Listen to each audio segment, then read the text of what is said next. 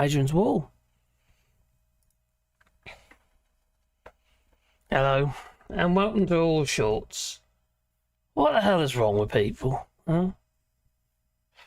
We've got a societal issue in the UK, in particular Northumberland, since the Sycamore Gap tree has been cut down.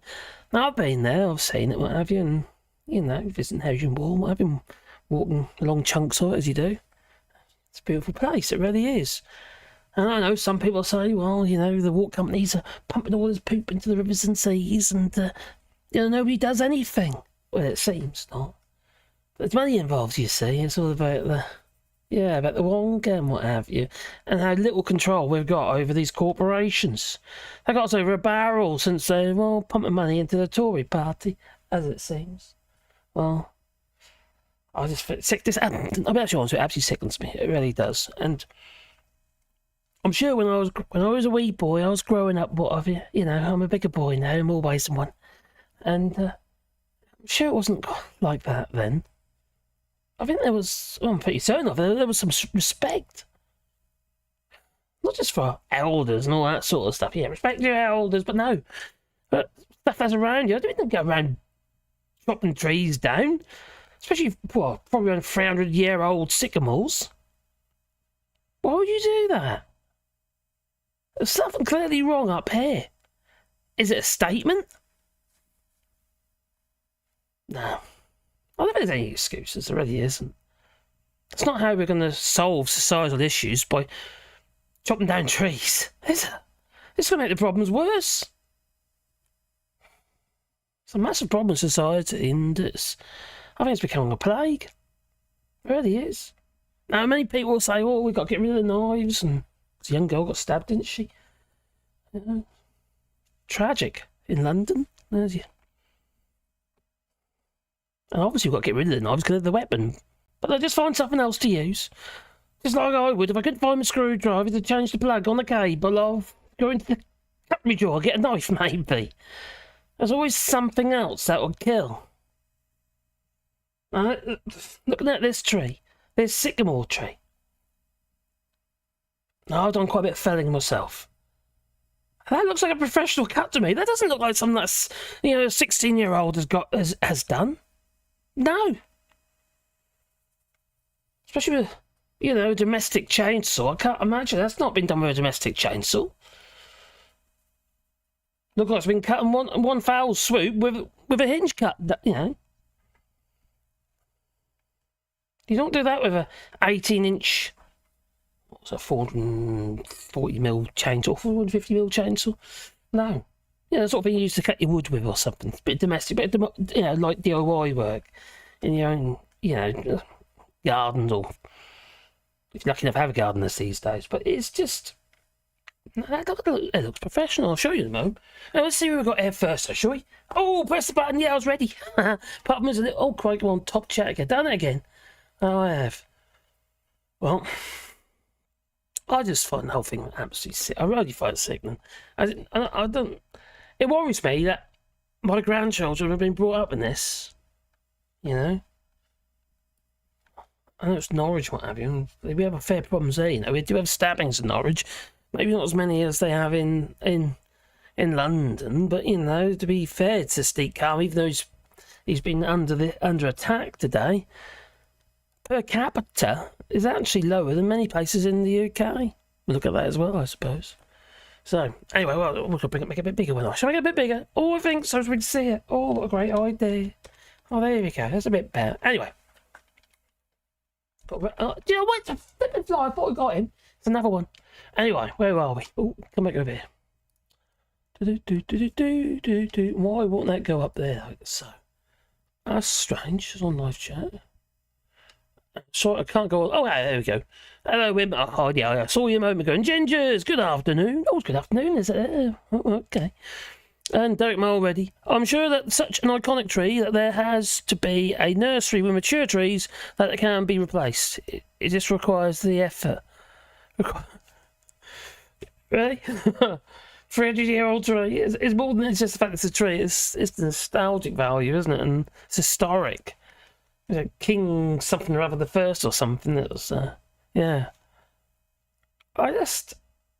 everyone knows about it. The reason that tree's been cut down is because it's an icon. Like you say, oh yes, it's an iconic tree. So no three mature trees. A little bit of that mature. Crikey. Just imagine the root structure on that. Oh, just read on le jardin. Oh, block the wind. Okay, top smoke, very well. Maestro, hello, babe. Oh, crikey. Or s'il vous plaît? Really? What? Why? Who's Ebadiah Thomas? Good evening, all. Hadrian's Wall, Sycamore. I read about that. Give me strength, hooligans. Yeah, apparently, there's a 16-year-old who's done it. 16-year-old. Oh, I got my dad's. So really, I got my dad's. And unless he's the son of a lumberjack or something, a tree surgeon. That looks like a proper cut to me. Do that in one swoop like that. That's not easy to do. I've done it plenty of times myself. And it's... You need some blooming chainsaw to do that. That's quite a beamy old tree. It's Hadrian's Wall, Sycamore. I know, it's terrible. And 91 Leeds, hello there. And Lefty Boat, like I said, Lefty Boat, you can come and sleep on my floor, but the only thing is only 90 days in every 180. Yeah, you can understand that, can't you? Chinois. La Babe Chinois. What are you going about La Babe? La Babe. The Chinese baby. The Chinese baby. Oh, you reminded me about the Chinese baby. It's Mad Monk here, yeah.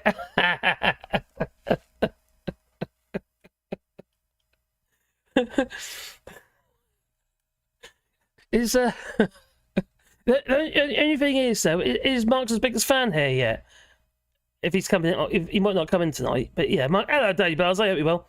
And number 3, no, he's not here at the moment, so he won't know. What did the tree do? You convinced people to leave the EU on a red bus, poppy? Yeah, we get the chop tree down. We do. Number 3. I did get you a message regarding the sign for your house. I will respond to it. Sorry, my head's been up the bottom. Andrew Evans, hello there. Hope all is well. Hope you're well too. Twice Brewed Inn, the closest pub to the Sycamore Gap, has offered 1,500 bar tab to anyone who provides information to Northumberland police leading to the arrest. Well, they've got somebody in custody, I believe, the 16-year-old lad, but I got my doubts. I really have. I know it's an open. Well, look at that. Obviously, it's in the open, isn't it? So it's obviously got to do any precision there. They just let it fall. But crikey, that looks like a proper job. That's a skeleton cutting tree done like that. The problem is, you see what happens is if you haven't got your wedges and all that sort of stuff, it won't just fall. If you haven't got your wedges, you just end up trapping your blooming chainsaw. Sort of fall back on the chainsaw. So it's definitely prepared. Whoever done it was prepared. You don't just whiz through it with a chainsaw and think that's it. No. Hello.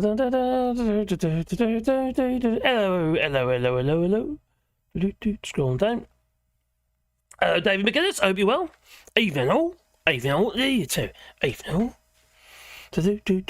Oh, do my friend Sir Larry the Cat, I heard a rumour that our prime miniature has been trying to kill you off. Oh my giddy aunt, he's been trying to kill off the cat. Poor Sir Larry the Cat. Oh dear. Hope you're well, Sir Larry the Cat. Good evenings, or goodly evenings, everybody's. Number 3. And Matt, hello Matt. Good evening all. I hope all is well. Coming down. Enzo the God, hello Enzo. I hope you're well. Norwich, oh hello.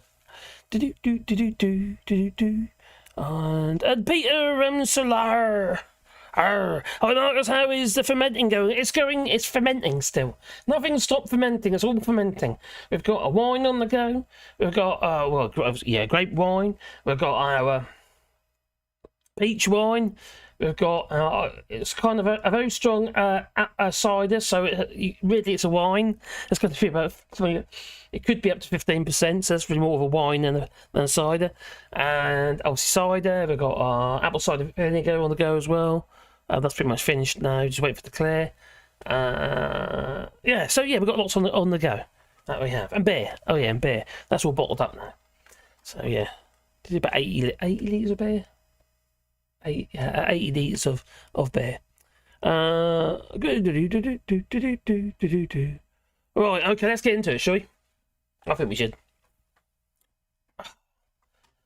Oh my giddy aunt, no. Like I said, a lad has been arrested, a 16-year-old, after felling off the famous Sycamore Gap tree at Hadrian's Wall. The police north of England say the teenager arrested on suspicion of causing criminal damage. What happens when you remove part of our heritage? Is there any more laws that can be chucked into that one? Could he be tied and maybe hung, drawn, quartered even? You know, maybe that's no idea. I reckon so. Well, the 16-year-old boy has been arrested on suspicion of causing criminal damage in connection with the felling of this 300-year-old, or expected to be. They were not 100% how old it is, but they said it's probably 300 years old. Oh, count the rings. You can now. He's provided a public service. Well, officers arrested the teenager amid an outpouring of sadness over the destruction of the landmark, which has been a feature of the site of Hadrian's Wall in Northumberland for years, hundreds of years. And the boys in custody insisting officers with their inquiries. That's what they said. That's what the police have said today. Why would anybody do that? We've got such a problem in the United Kingdom. I know it's saying Scotland as well, but I'm sure we've got problems in Scotland as well. It's not just in England. It's a societal issue, and a lot of it's down to poverty and what have you. You know, people feel that they've been left behind. But there's more to it than that. I think we're missing something that's fundamental when you're bringing up your children as well. I really do. No, when I was a wee boy, so when I was a little wee lad, when I was, you know, my mother, for instance, was, you know, she's very hands-on, you know, and she was there most of the time, and she worked a little bit, what have you.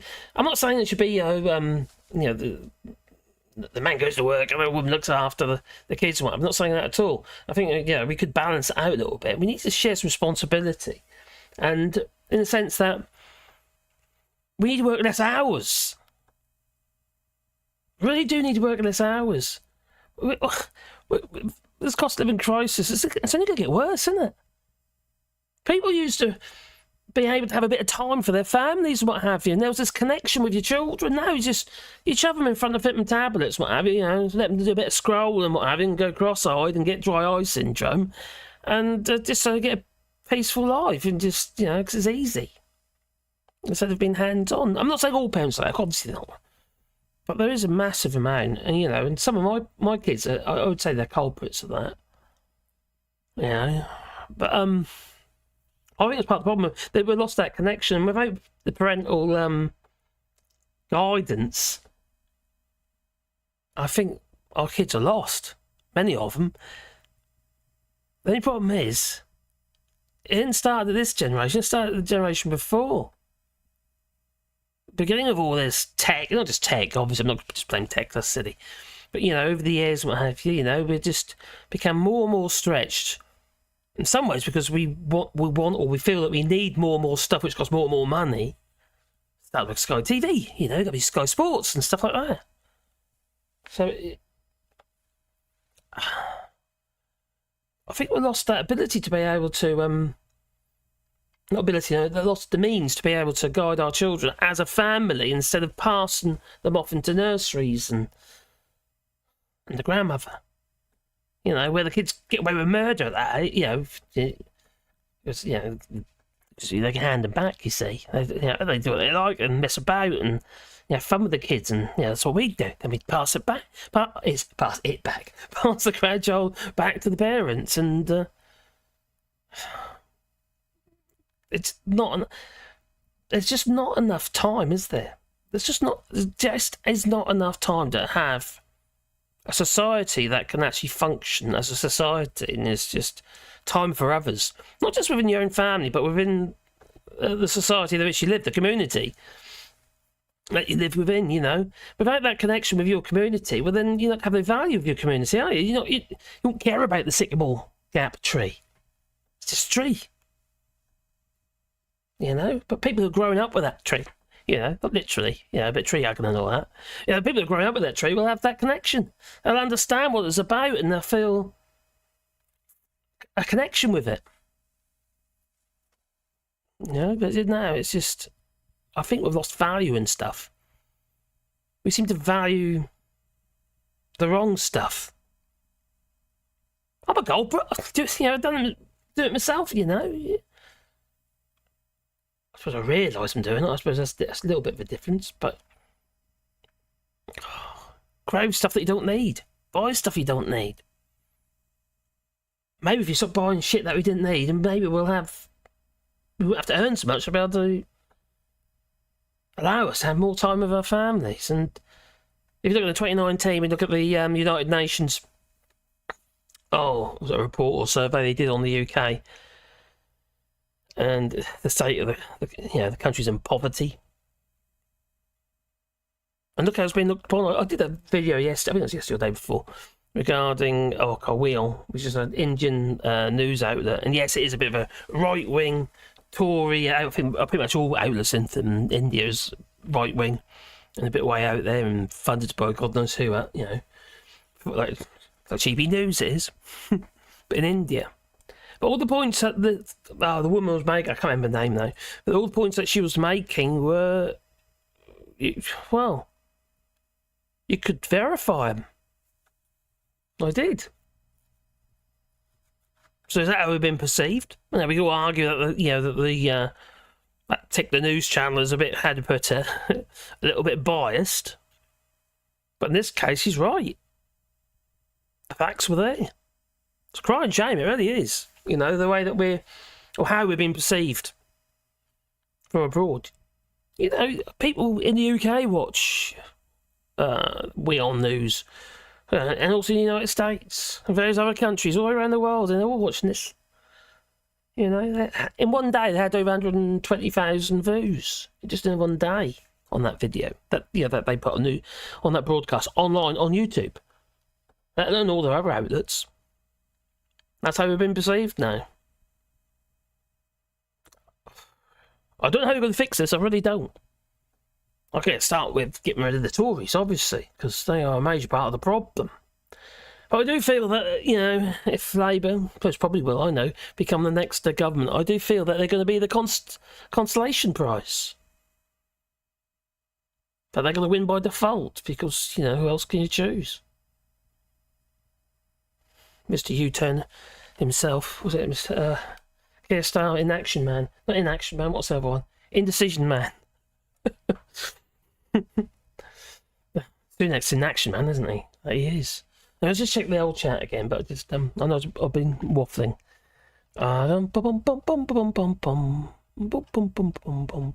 Martin Byrne. I hope you're well. Well, I was at the Sycamore Gap early spring with my wife. It was such a beautiful spot.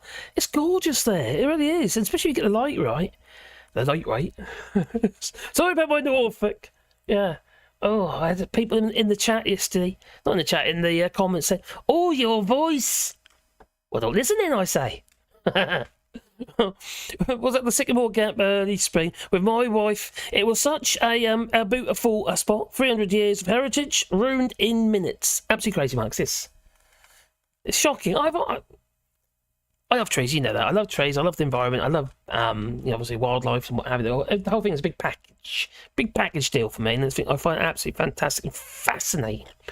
There's nothing more fascinating than nature. There really isn't. Marcus is the biggest fan. Hello there. Marcus goes through about 3 trees a week. What's the issue? Probably. Except for the my trees, they're part of the FSA. Or the PTEFG, or whatever it is, the French version. Yeah. The plantation trees. Oh, bend your hair. Oh, crikey, I mustn't forget, you know. Oh, dear. I'll get in trouble, I will. Oh, here we go. Okay, you did say next Sunday, actually, so I could skip it. Radio fuming. Plant trees, yes. That's what we're doing. I don't know if you realise this already, but we are planting trees here in France. So we've been trying to get back around 1,000 trees. It's probably going to be more, actually. Look how it's going. 1,000 trees on 2 hectares of land. So we've got a certain amount of trees we're putting in that we've propagated ourselves, but also we're buying trees. I've got a local nursery here. I was telling Gingers actually the other day, and that's where her tree came from, was the local nursery. Ginger's actually got a tree. Yeah, so we're planting trees, what have you, and if you want to be part of that, there is a GoFundMe link down below, so we can plant a tree on your behalf if you can't do it yourself. Hello, Curry Library, I hope you're well. Oh, do. I see you got your little Chinese kid. Spin me right round, baby, right round. Hello, Casper Northerner. Hi, everybody. Says hiya. Hiya, Tutu. And Curry Library. No, says number 3. I do apologise, number 3, but I was paid off. I was. I got bribed. I did. Yeah. I got it was a bit all sorts lobbying. That's what it was by Mark's biggest fan. I was lobbied, and he got. Oh, he's my crony. That's it. Mindless man. Yeah. Oh, blimey. It's that bloke with the chocolate tray down it. Yeah. I got on my doubts. It's that 16-year-old kid. I really have. Might be, you know. James Edwards, how old is the oldest cactus? I don't know, my friend. How old is the oldest cactus? It's old, is it? It's full of water anyway, whatever it is. I bet it's tall and prickly. Hello, Joel, hope you well. Goebbels news, are you talking about Will? And scroll down. David Carroll. I blame Charles and Camilla for abolishing the guillotine for tree huggers. Yes. We need to bring back the guillotine. It doesn't have to be a gravity-fed guillotine, although they are quite dramatic to watch. It could be hydraulic, yeah. Or it could be like a giant shredder. Stuff like that. Or chipper, you put your logs through, what have you, to chip the, which is probably to do with this tree, to chip all the branches down, you put your head in it. Nice, wouldn't it? Be scalpeled first. So anyway, cane with wood from the tree, yeah. Hello, Duke. For the last time, I'm not angry. Apparently he's not angry. Okay. Right, anyway, it's back into what where we are. Have I missed anything? Oh, I've missed. Number 3 says, I worked and stayed in Vancouver for a while and saw entire hillsides covered in felled trees. Yeah, I know. Same thing goes on in Canada and places like that. There's quite a few plantations, but obviously even plantations, if you're talking about cedar's actually not so bad. So cedar trees don't take very long to grow, like poplars don't. They're all quite very practical trees in many ways. They're not really construction material because they're quite brittle timber, but they're great for claddings and panel work and stuff like that. But then again, saying that, you've got construction timbers, you'd be looking at Douglas fir, even though Douglas fir isn't actually a fir tree, it's actually a pine tree, but there you go. Douglas fir has pine cones, you see. If you see Douglas fir written in, like, I don't know, places like Wikipedia and what have you, it's always got, like, hyphenated. Hyphenated or underscored? Oh, I'm not hyphenated. Because it's not actually a fir tree, even though it's called Douglas fir. Hello, Pumps. How you doing? Oh, Pumps, I was speaking to Gingers while she was here, and I showed you your tree, and I looked at your thingy, because I was trying to make sure. I couldn't remember the name of the tree because it was for your parents. So I looked for the name of the tree. I found it. Then I put a little note beside it saying between 2 trees. It's a bit awkward for me to do that, but between 2 trees. But I got an idea. Yeah. The reason why it's awkward between 2 trees is because I have to cut the grass between the 2 trees. I don't really want a flipping sign in between the trees I've cut. But I got an idea. I'm going to plant 2 trees together, okay, and we'll train them. We've got one in already, obviously. I'll put another one beside it, and we'll train them into each other. So it creates a bit of a, I'd put a bit of like not corkscrew, like a barley twist, I think it'd be really nice. It means there's 2 people on the sign. So that's what we're going to do. So hi, Pumps. Hope you well, mate. I hope that's okay for you as well.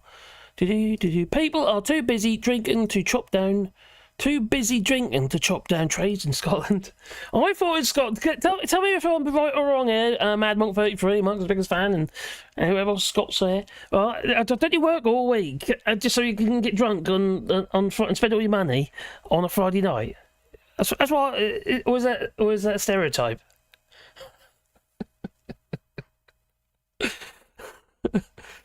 Hello, Peter Ramsey. Oh, it's already. Hit the like button. Oh, don't forget the like button. Oh, please. Yeah, got to do that. Helps channel, you know.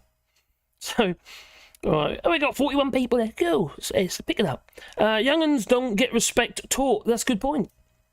They need Urethra Franklin. What? Urethra Framlin? Framlin or Franklin? What? It's going to have to be Franklin, isn't it? Respect yourself. It's got to be, isn't it? I got that right there somewhere. Yeah. The landmark is also known as the Robin Hood tree. That is, I know, because the film was filmed there, wasn't it? Kevin Costner, was it Prince of Thieves? Oh, hang on, let's bring it up. There you go. I'll better read it then. Oh, yeah, 1991, Kevin Costner film, Robin Hood, Prince of Thieves was filmed there. Blimey. Franklin, yeah, I might bet that. Says Mark's biggest fan.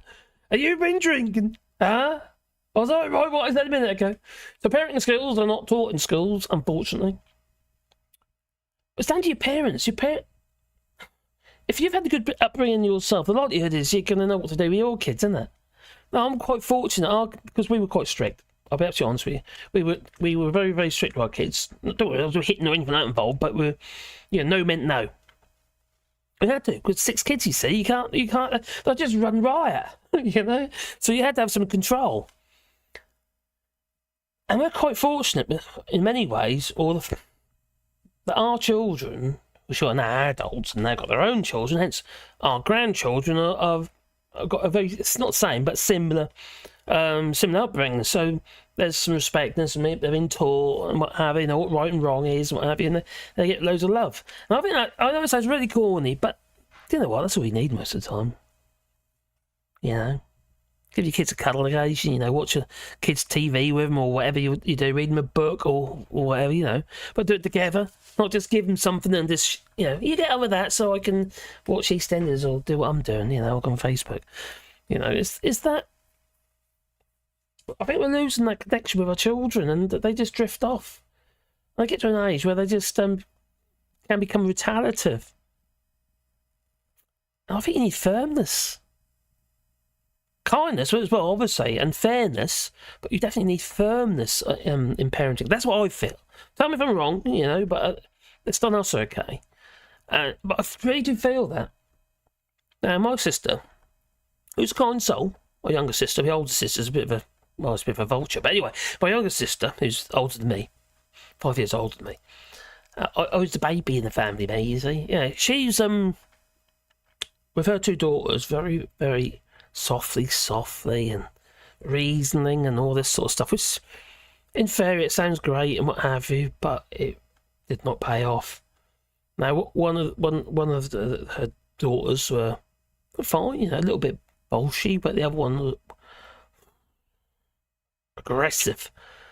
Calmed down now, but she went through a real phase, you know, just totally uncontrollable, where she had to start living with her grandparents. He recently passed away a couple of weeks ago, actually. But it's I don't think it paid off. You know, it was too. I mentioned before in the video, they're mollycoddled. That's it. They were too mollycoddled. I don't get me wrong. You got to give them love and what have you, but they got to know that it's 2 sides. You know, not 2 sides. There's right and there's 2 sides. A right and a wrong. They got to know your children when you bring them up. They got to know that you mean what you say, and that there's clearly a clear divide between what was right and what was wrong. You know, like I said, we were firm, but we were fair. That's just how it's just what we did. So anyway, back into the chat. I'm not meant to blame parents. It's the world. Matt says, "Oh, Mark, you're not meant to blame the parents. It's the world of wokeness." Well, I don't know, is it? I don't know. I don't buy all this wokeness. Political correctness, yeah, but wokeness, it's not even been woke, isn't it? Let's be honest. It's a term that's been abused by the right wing. Generations of people are not taught really important stuff, knowledge of human nature in particular, biases, making mistakes, exactly, and it's important and missing worldwide. It isn't just it's not just a UK thing. I have to admit, you say, you've been biased because you live there. From what we've seen, the parents here, with their kids, there's problems there as well, don't be wrong, especially the cities. But in our little area that we live in, which is rural, the parents seem very, they're in control. But also, a bit like we used to, there's fairness as well. And I think it pays off. I think I mentioned in the previous video, actually, where we went to the lake we go regular in San Juan, and there was a father there with his 2 kids and had a tent on the side of the river and they're fishing together, There was that bonding going on, between him and his kids. So important. It's so important. It really is. There you go. Oh. Anyway, I'm going off one really, aren't I? But there you go. Marcus goes through about 3 trees a week. Oh, great, there we go. But if you did, it would be on V. It would be on V. But if you did, it would be on V. I understand. If you'd be on V.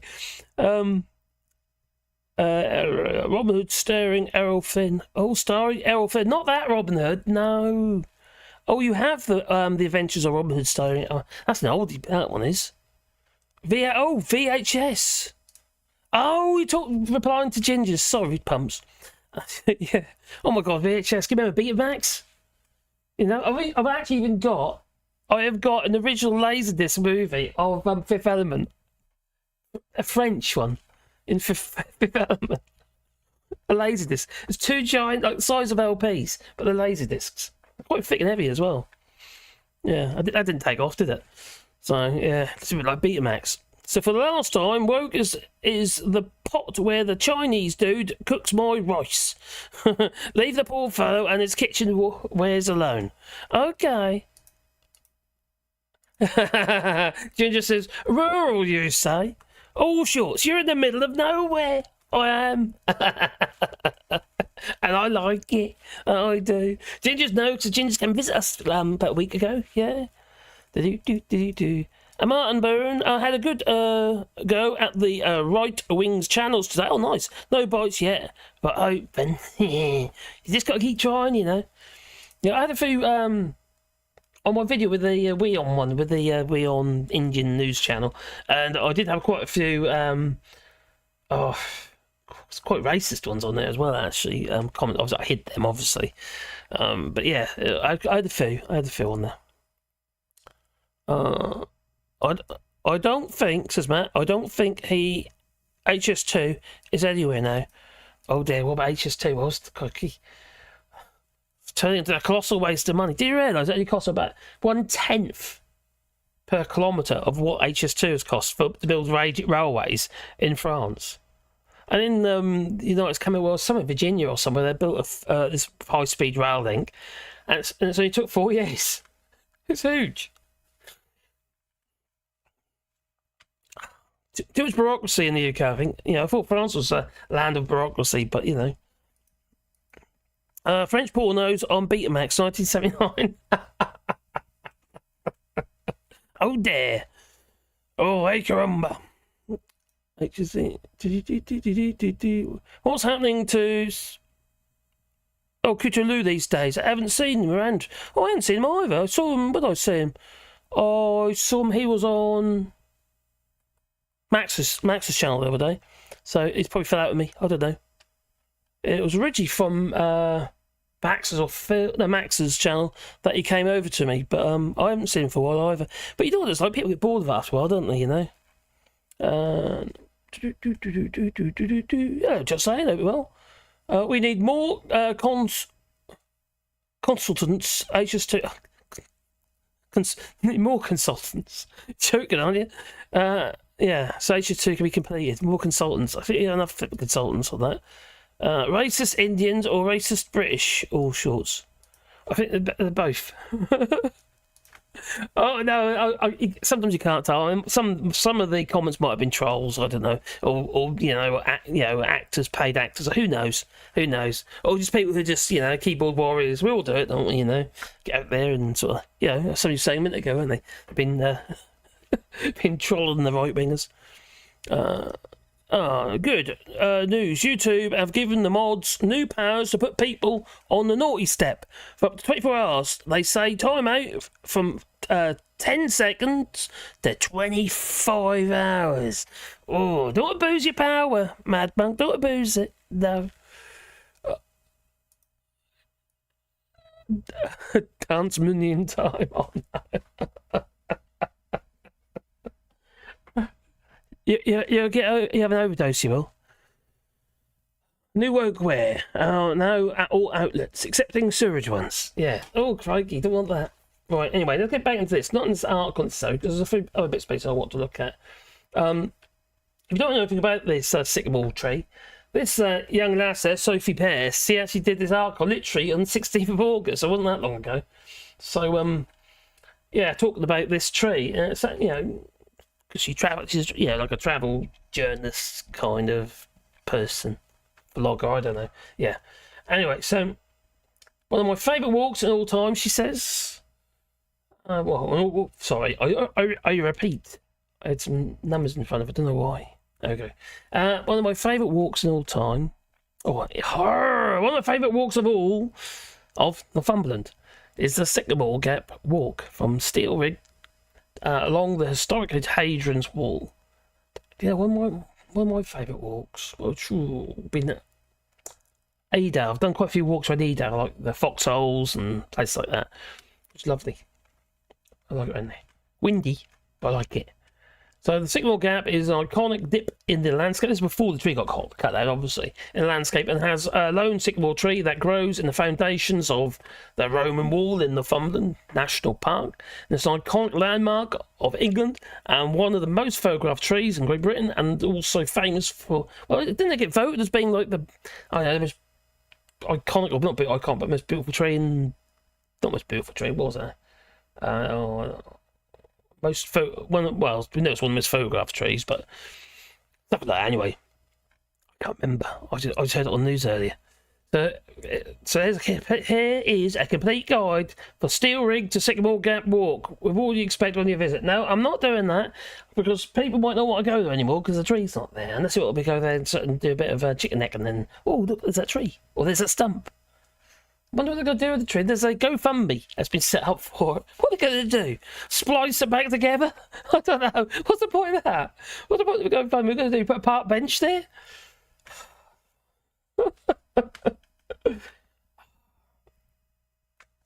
Dear me.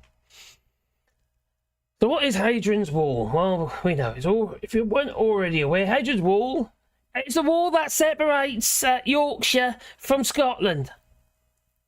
Oh no, it doesn't. Anyway, if you weren't already aware, Hadrian's Wall is a Roman wall, and it's a huge defence line that's built during the Roman Empire between 122 and 128 AD. And it's called Hadrian's Wall as it was ordered by the Emperor Hadrian to ensure that his territories were protected from the rebellions of the north. Ooh, you pesky Scots! Well, the Roman Wall is 73 miles long and stretches from east to west coast of England, and it starts at Wall's End. Starts at the Wall's End. Sorry, at Newcastle on Tyne near the North Sea, and ends at Solway Firth in the Irish Sea. Along the wall, there were multiple auxiliary forts, temples, and mile castles built, and it thought that this wall had around 5,000 infantry stationed here to protect the borders. Keep out the Scots. Oh, and the sporrans. Anyway, today only 10% of the original wall still remains. 10%. Reminds me of Norwich Wall. You know, there used to be a wall all the way around Norwich City, I did, you know, to keep out the pesky peasants. No, yeah. Well, probably to keep out the German mercenaries when they're trying to get my ancestor out, Robert Cat, yeah, probably, in 1549. Oh, swines. Stole my land, I did. So anyway, there is many excavations still taking place in this area and reveal long lost secrets of the Roman Empire from, well, many moons ago. Now, one of the most populous places to experience the Hadrian's Wall was the Sycamore Gap. I was thinking about Eccles Beach in Norfolk now. Sycamore Gap Walk with the steel rig car park. That is a prominent dip in the landscape that has a lonely sycamore tree growing in the foundations of the wall, and is now on the iconic landmark and photography location. Not anymore! No, because some bucker chopped it down. Why would you do that? I just still don't understand. Why would you do that? Why would you go to the effort to destroy it? Why? Oh, I don't like sycamore tree. I can make him. Why? It's nuts. So anyway, I've got some nice pictures here, look. So, oh, lefty, but oh, hang on, look. Oh, it's a hairy biker. All right, listen to that in a moment. So, yes, National Trust. Oh no, not National Trust. Oh, we're going to get Jacob Rees-Mogg and his friends on the border. That is the National Trust, and and stop all this politicising. And it says, National Trust says, we are shocked and desperately saddened to learn that the famous Sycamore tree, so you can make it a bit bigger, I can read it a bit better. So, Sycamore Gap tree in Hadrian's Wall has been felled overnight and what appears to be an act of vandalism, and we know just how much this iconic tree is loved locally, nationally, and everyone who's visited. Now, we are working with our partners to understand what has happened. Yeah, it's cut down. It's obvious. The incident has been reported to the police. It's just so perfectly placed, isn't it? Between two lovely mounds. Oh, sad, but not as bad as the gross moors ecological damage that they do, that the Windsors have. Yes, they do. They talk more about the monarchy. Oh, I thought our king was a great environmentalist. It's a con. Get all the money, you see, just like from the landfill, the amount of money they get from landfill. Oh, great, the royal family, that is. The taxation on the landfill is measured by cubic metres, and it goes to, to the monarchy.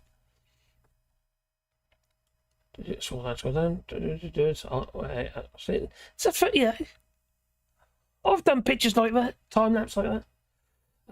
This was my place to escape to when I had a bad day. A magical tree that resets your brain and a place where life's always good. See, it's people proposed there at that tree. They were proposed there. There's ashes have been scattered there. You know, it's such an iconic thing, and it's just it's symbolic, isn't it? It's not just iconic; it's symbolic. Semiotics.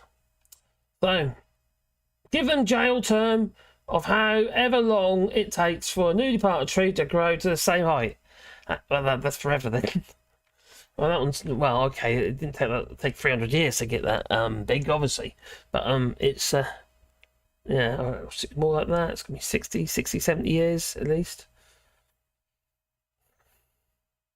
Right, so. And the hairy biker, that's what he had to say. He's right, he's quite emotional about it, actually. I understand. No, here you go. Oh, look at him. He's had not quite sure, yeah. He don't look too untidy. You see me, I'm always untidy. Hello everyone, I've just been made aware that that we've lost the Sycamore at Sycamore Gap. Somebody has felled it, apparently. Well, I hope whoever's done that has has a conscience, because you've Obviously just not, murdered but no a conscience. sentinel of time and elemental spirit of Northumberland. And I hope you feel really good about yourself for whatever warped reason you've done it. It's shocking.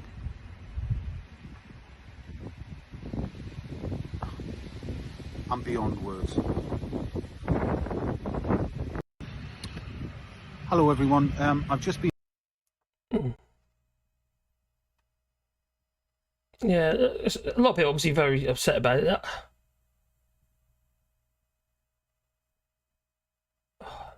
Then you get a lot of right-wing comments, don't you, like idiots. But I want to find a picture of the actual cut of this tree. Let me just see if I can find that for you. See what? Because I've got my data. I can't. I don't. For the life of me, I don't see how that cut was made by a 16-year-old kid. It looks like somebody who knows what they're doing, if you ask me.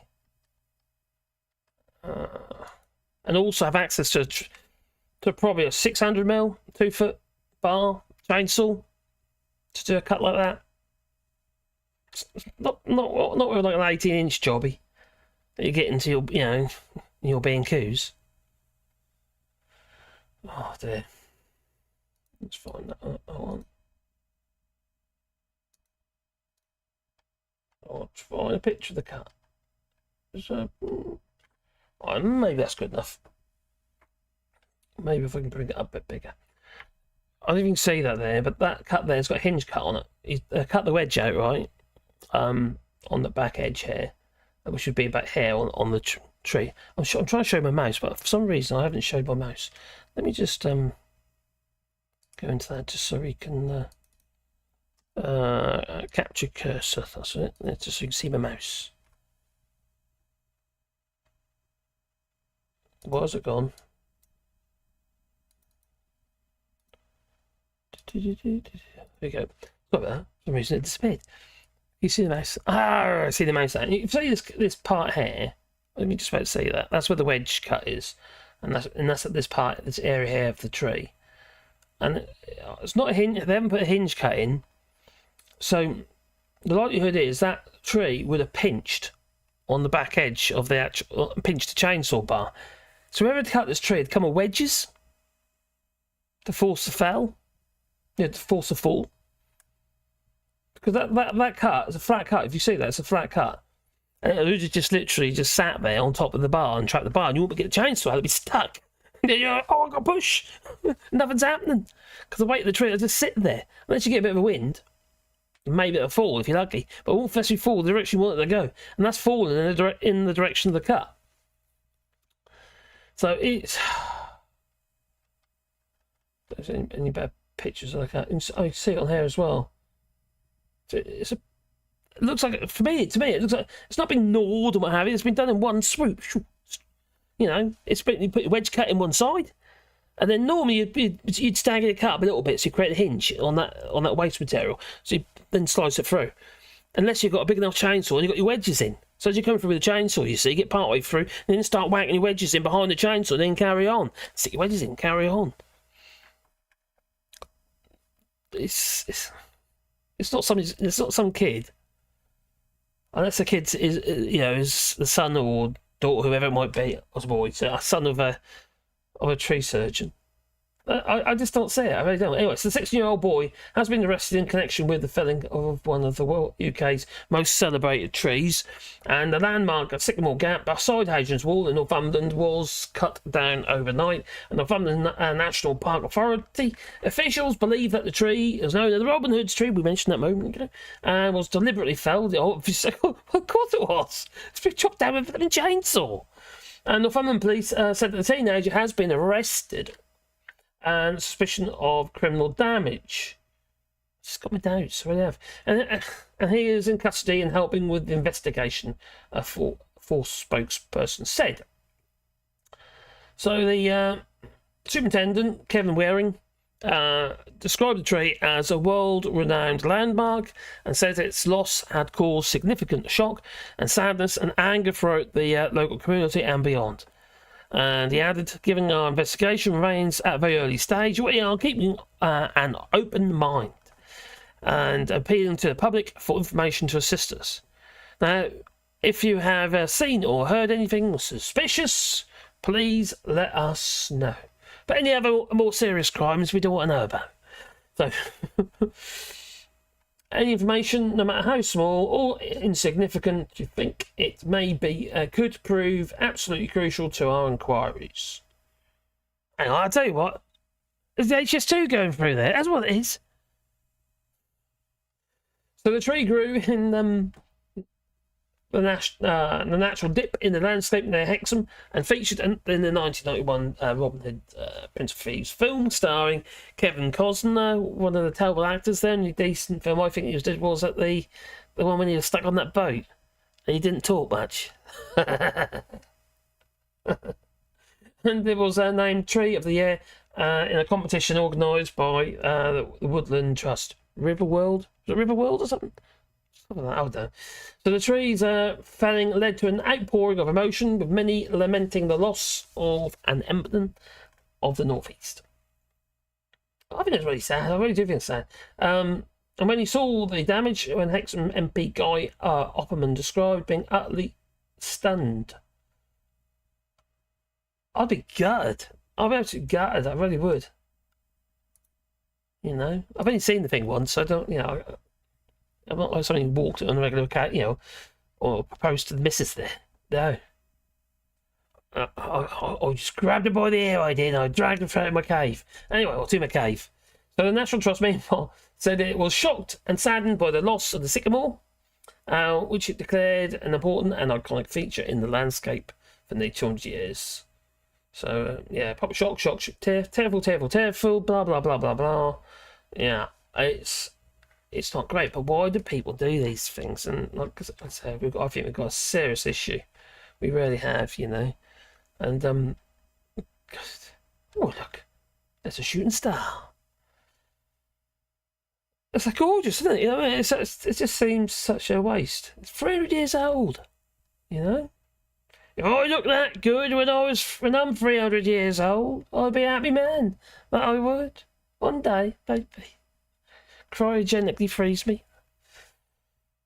Yeah, so some rather lovely photography. A bit too much vignetting on this one, I think. Yeah. Random tree. There's old forts on there as well, I can see from an aerial image. Oh, that's oversaturated, that one for me.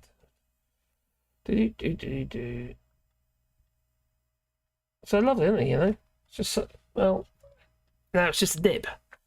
It's going to be a dip there now. So what are you going to do with it? What? Let's say, for instance, they do raise that money with the GoFundMe. What could you put there? What about Stargate? I think a Stargate would look good there. You need a Stargate. Yeah. Oh, there you go. That's a better picture of the cut here, look. You can probably see a bit better what I mean on there. I'll tell you what, let me bring this right up so you can. I'll right across the page. You have to look at my ugly mutt in my face. There we go. Bring it right over just so we can see it a bit better. There you go. So, you see what I was saying here a minute ago about the wedge cut there? Okay. So that bit was probably laying around here somewhere. And then you see the break point. And see, it hasn't trapped the chainsaw at all. You see where that wedge cut is? I'd personally put the wedge cut maybe a little bit further in, but still, as long as you put your wedges in the back here, which should have been here, you're going to force it to fall and kept the weight of the tree off the chainsaw bar, and then it fell across the top of the wall. But yeah, it's just sacrilege, isn't it? It really is sacrilege. It's terrible, terrible. I know some people say, "Oh, it's just a tree." Don't be so emotional about a tree. What have we done now? Oh, there you go. I might have to do that first. Shh. Oh, there you go. Oh, okay. Oh, back up there then. Something like that. Not quite right, is it? Oh, anyway, back into the chat. That's what we're going to do. Oh, blimey. Blimey. Oh, cheers, Mark's biggest fan. Cool. What we got there? Oh, gifted 5 all shorts memberships. Oh, wonderful. Lovely. Anyone got no ideas what we can do with this membership so we can put more value into it? So, do I do dedicated videos for it, or do something else. I don't know. Right, so a Stargate gets my vote. Says Bumps. Where do I chip in? Oh, that made me laugh. Oh, dear me. Oh, I had my x-rays today, I did. Yeah, I had those x-rays. No, I haven't got rheumatoid arthritis, so I'm quite happy about that. Oh, x-rays showed nothing at all apart from... no, they didn't show up on my shoulder. So, yeah. Quick it was, I tell you. I got my appointment about a week and... about 10 days ago. So I got my appointment at the actual hospital for my radiography, and then I went in there today. Appointment was at 3 o'clock. I was out by 3:30, and they x-rayed my wrists, my elbows, my shoulders. I came out with my x-rays. Oh, they're in it. Oh, they're over there. I'll show you later. But yeah, so I came out with my x-rays, and they're clear. Apart from my shoulder, I had dislocation several years ago. There was damage there, but I was quite pleased with that. But it just proves it's my thyroid problem. That's why I got the problem with my voice. I got a bad thyroid, but there you go. C'est la vie. So what am I doing? Oh, I was going to chat when I scroll a bit first. Oh, Steve McGoes, gift of the membership, and so Larry the cat, and 91 leads. And tops wet. Marty Pello made the cut with his cocaine line. Really? Right, yeah.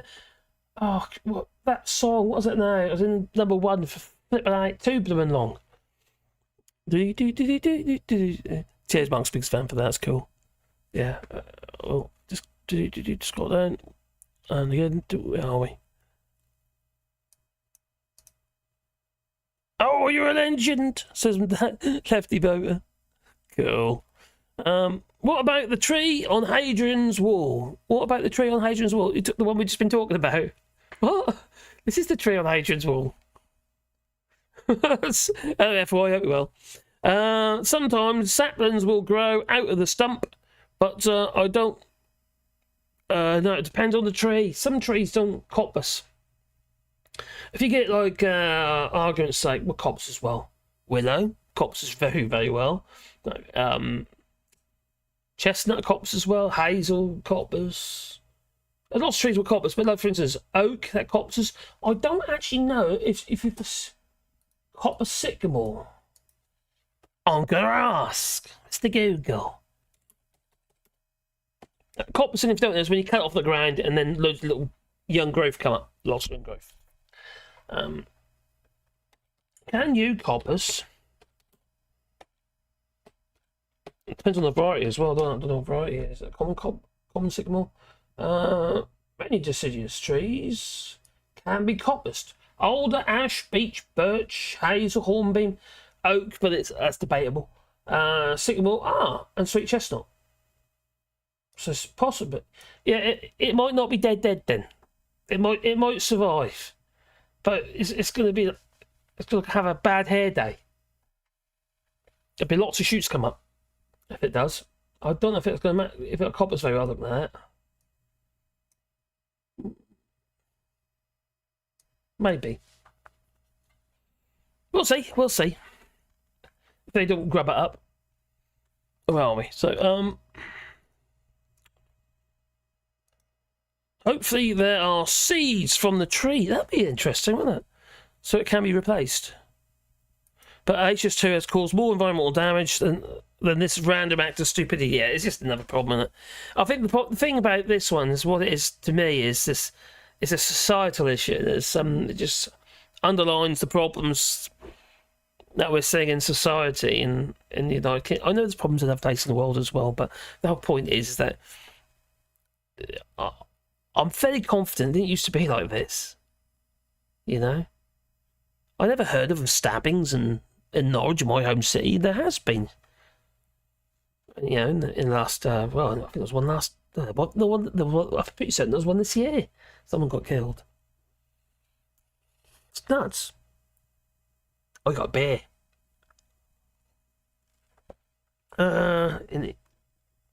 It's a Baron Trenk. I don't know. It's where's it from? It was a random bear from somewhere. I don't know where it's from anyway. So, Stargate gets my vote, I like that. Make a bench out of the wood plus a flag. I don't think that's enough, is it? Do you think that's enough? Maybe what happens? I come along and steal the bench. Maybe someone proposed to their ex-wife there, and she stole his house and chopped it. He's chopped it down to spite her. You might have something there. There's an hour-long drama in that story. Oh well, yeah, definitely. Oh, it could be Top Smoke. Did John Denver not do that? Number 3, ropes is what we used, but used a triple extension ladder to tie a rope, and then yeah, you can do it that way. But if you use the wedges, a tree like that with nothing in the way, where you're not trying to force its fall, you know, in the direction you want it to go. No, you don't need to. Just need wedges. Obviously, this is something. Oh, pick up a chainsaw and go and done it. They've actually they knew what they're doing.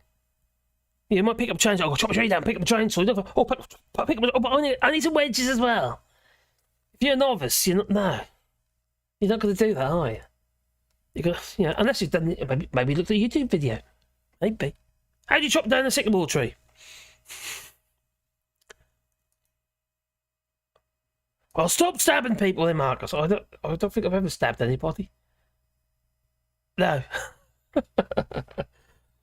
Obviously, yeah, that was for effect. Yeah, the pause. So to say, I have not stabbed anyone. Don't get the wrong idea. I'm a little surprised such a famous tree didn't have security cameras around it. That's a good point, actually. I don't know where they plug them into, mind. Has to be solar. To stop tree respraying, drill a hole in the centre of the rings and stuff it with stuff. Can't remember the name of the stuff. SBK. You can use SBK, but also you just put diesel on it. That'll kill it. I'll draw straw through the roots and kill it. Anything fossil fuel based will kill it. Some people dig a bit, drill through holes in it and put fuel in it and set light to it. And burn the stump out from within.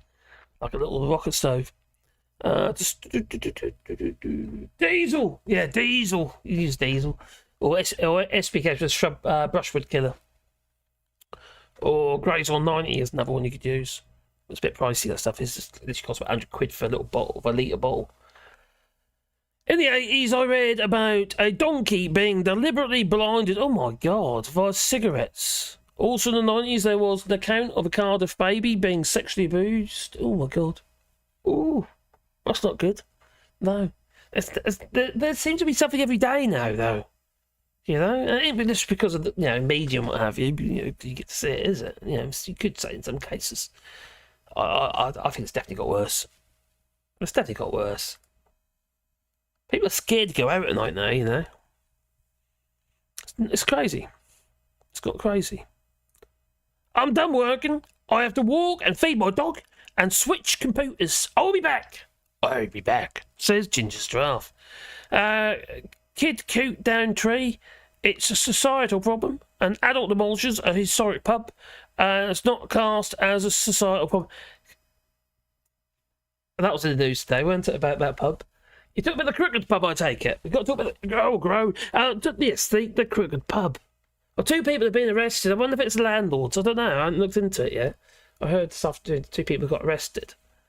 Well, that was a bit funny. They ordered the digger before it was been, set light to. I say set light to because it was clearly arson. And the following days, after the first inspection comes along, they knock it all down. Get rid of the evidence. Nuts. Oh, why are you groaning? Are you in pain there, number 3? You're groaning.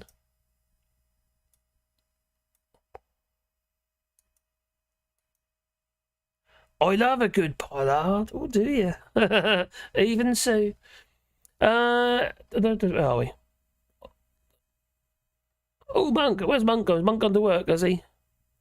Well, chat, I have to go to work. Oh, okay, take care, my friend. Cheers, my buddy. All my rogue Roman trees just regrow, and I don't get if I don't get the whole root out.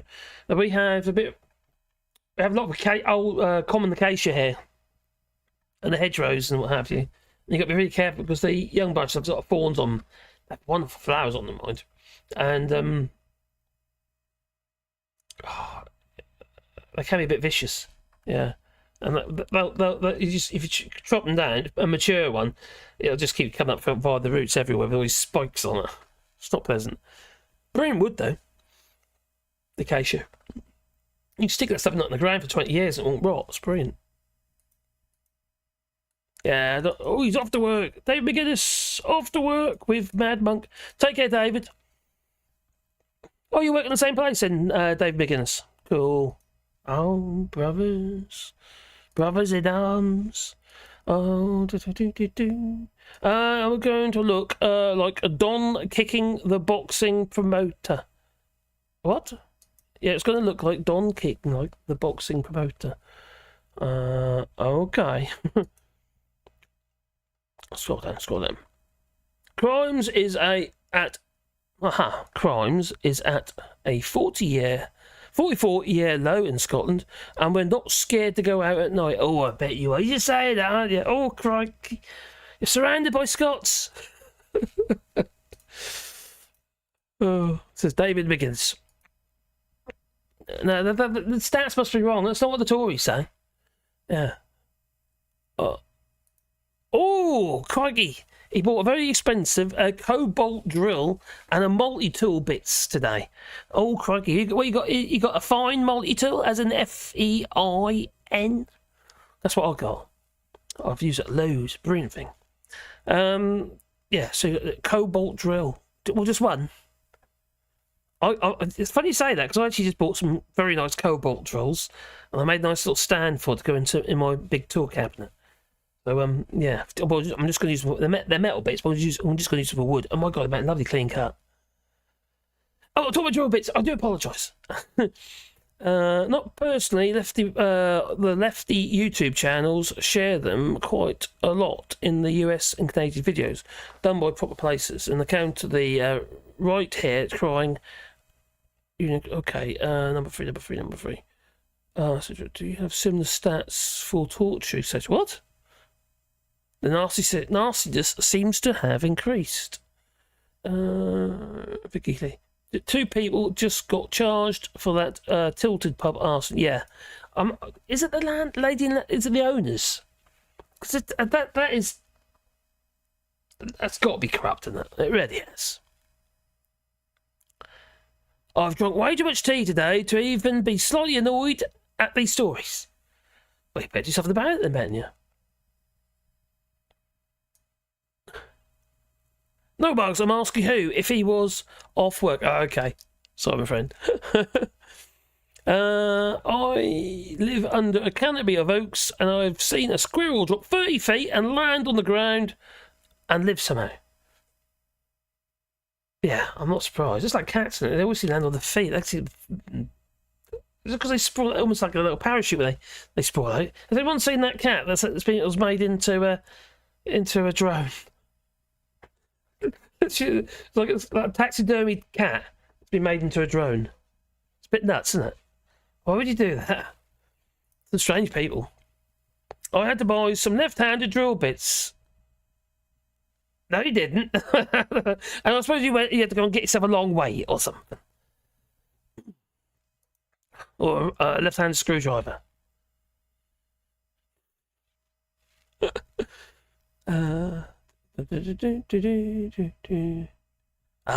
he was off to work. I had to buy some left-handed drills. Drill bit set. The most violent city has and is London. They fiddle the stats. Per capita, though, it's lower, isn't it? Who fiddles the stats, though? Really? I don't think they do. Depends who's doing the stats, isn't it? It could be like Statistica. I can't imagine that Sadiq Khan has any control over Statistica.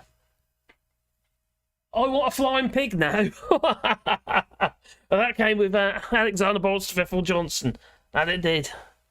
Kipper. Hello there, Chris Fisher. Hope you're well. Even Marcus and even folks. And, oh, damn, late Eve. Oh, crikey. Oh, yeah, I know. Right. Where was I? Oh. I'd like to get on top of my thyroid problem. It's really, I'm losing my voice. Literally. I'm going to have to do silent. You know, it's going to have to be like, you know, Keystone Cops or something. Dustin Keaton, I don't know. Dustin Keaton? Who is it? Oh, so where was that one? Right, that. I think we've done the tree, haven't we? I think we've done the tree. No. When I say that's a side of the issue, what have you, and I've got this. It's so sad, obviously. So, girl, you know, tributes to girl, 15, killed on the way to school. We've just seen too many cases of this sort of stuff. I know it's a BBC, sorry. We've seen too many cases. Too many stabbings. 2 just this week, haven't we? The 2? I think there's about 80 kids have been killed this, or people have been killed in London already this year. So it's not great, is it? Obviously not, stupid can say. So, and also that this girl was apparently known to the lad. He got arrested straight away. So a 15-year-old girl who was killed on her way to school has been described as very comedic with a bright future. Now I'm sure that's true, but I have to admit, every time someone dies, there's always this positive story. Obviously, I've got to say a negative story about them, obviously, but there's always a positive story. We don't really know if the girl was comedic, you know. Obviously, we can't tell the future either. But what we do know is it's extremely sad, and you know, the parents must be flipping beside themselves. And they've actually made a sort of a statement earlier today. How they ever managed to do that? It's not a verbal statement. It's, you know, it's just been said on their behalf, but they must be absolutely destroyed. Just can't imagine it, can you? The flowers and cards have been placed near the scene where the stabbing took place in Croydon, South London, at around 8:30 BST on Wednesday, so it's just the one. So the witness said that the victim was stabbed in the neck with a foot-long knife. Is that a kitchen knife? This is my point, you see. You know, I know it sounds very lazy, maybe. Guns don't kill people, people kill people. The same with knives. It's, you know, if ban all the knives, ban all the guns, just find something else. Just find something else, that's all I do. There's too many opportunities. You can kill someone with a piece of wood. You know, they do the vampires. I say it's a societal issue. There's something wrong up here. Gotta be. People feel they've got no hope, no futures themselves, and they turn to this crap. Why? Is it why? It's the start of this show, isn't it? The problem is, though, is that how do you come back from this? It's taken several years to get to this stage, and you're not going to change it overnight, are you? You really aren't. Me and my dear missus, and mainly my missus, used to do a youth club in Salhouse. And grief that we used to get because we did a youth club there. And it was a village youth club, and the kids would come and mess about, you do games and all sorts of stuff with them. Or, the table tennis, and play darts, all sorts of stuff like that. But yes, it did bring the kids together, and yes, there was possibly an opportunity for mischief. But there's two ways. Look, you get to know the children, they get to know you, and there's less like when you got that connection. It's less like you have problems. Especially if you're kind to them. And okay, this wasn't a village, but we had kids even in South, which is a little rural village not far from Wroxham in Norfolk, and we had kids that are a little bit, how to put it, a little bit problematic, to say the least, like setting like the hay bales and stuff like that. Everywhere it is. So we started up this, Mrs. and a few others really started up this youth club. and Sal's Village Hall. And it helped, but we could only do it for about, was it a year or 2 years? Have we done that for about 2 years? And we got so much grief from locals. It just faded. We basically got to a point where we got just too much aggro, so we stopped. Well, once we stopped being part of it. It just all fell apart, because if you can't get the support from the people who are really complaining about all the problems in the village, and now they're complaining as a youth club, you're fighting a losing battle. And it's a very conservative area where we lived. It really was. So, back to the chat. Chris Fisher, the more kids live in poverty, the more they act out. There's crime. Where there's poverty, there's crime. You heard me say that before, haven't you? It's the same, isn't it? It's not rocket science, is it? People have got nothing. They just feel they're living in squalor. They can't even feed. Often kids aren't getting fed by their parents. Look what's Russell's Trust at the moment. 2.6. Let me see if I find it. I had it. Trussell Trust. It's shocking. Trussell Trust. Food banks. Yeah. There's about 1 million kids now. It was actually last year. There was 1 million kids that were given food bank parcels just by the Trussell Trust. 1 million. It was about 980,000 actually, but. And I can't remember, I think it was about, I'll find it in a second. Food bank stats.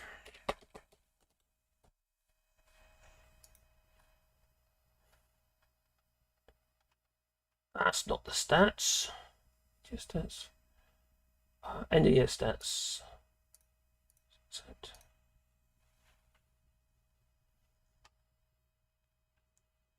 Right, here we go. Let's bring it over here. Now, if the kids are going hungry, they're not exactly going to be. Yeah, this is between year ending. So March 2023 this year. 2,900,000 was more than 4. 2,986,203 emergency food parcels. And that's since 2017. And I don't. That one doesn't show. I had another one up actually. I think that was a Statistica. And that's under 1 million. No, even that. That was a lot lower. Anyway, in 2008, I had it in my video actually. I'll probably could find it for you actually. Can think like that. Because I think I put the link in the video.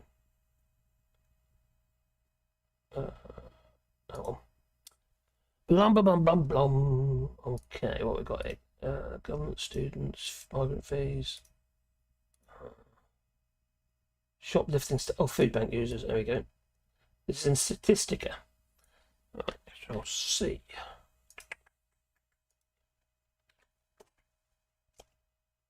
Here we go. That might give you an idea. There it is. So, oh my God, it's really low. So when Labour was in, Tony Blair and the other geezer, we loads of kids. So 25,899 in 2008, 2009. In 2022 to 2023. Well, like I just showed you here, is that 2,986,203. It dipped during the pandemic for obvious reasons. One is they were struggling to get food, and also getting the food out to people because you couldn't see anybody. I'll tell you one thing I will say though, there's a lot of people who are getting food bank parcels that aren't, they don't need them. There's a hell of a lot. Now my daughter lives on, I'm not just something I've seen on from Daily Mail or something stupid. This is from my daughter's experience. And my daughter lives in the NR3, which is north of Norwich, and it's I'd love it to get off that street, but like that, you know, it's not a great place to live. And crazy, he's got a brand new flipping electric car. It's got 60 odd grand this car. He's living in council house. You could get out of there. But anyway, another story. But anyway, he's the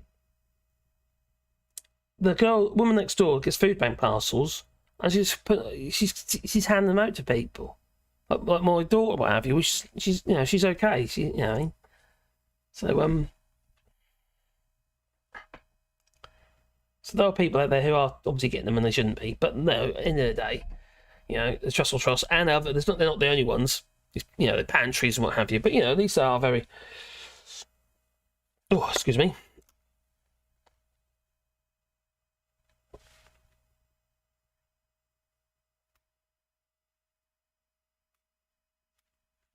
I can't even hear it. Why can't I hear it? Oh, what's happened?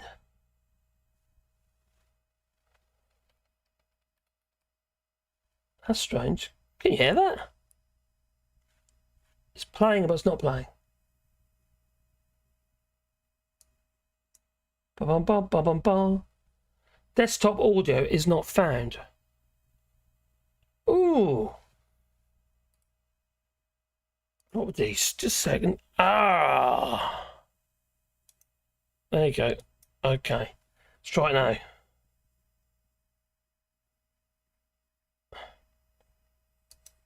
That is weird.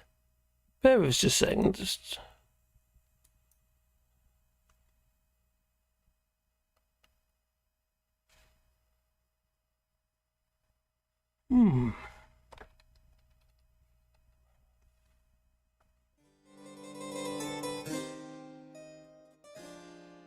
Oh, that's playing now.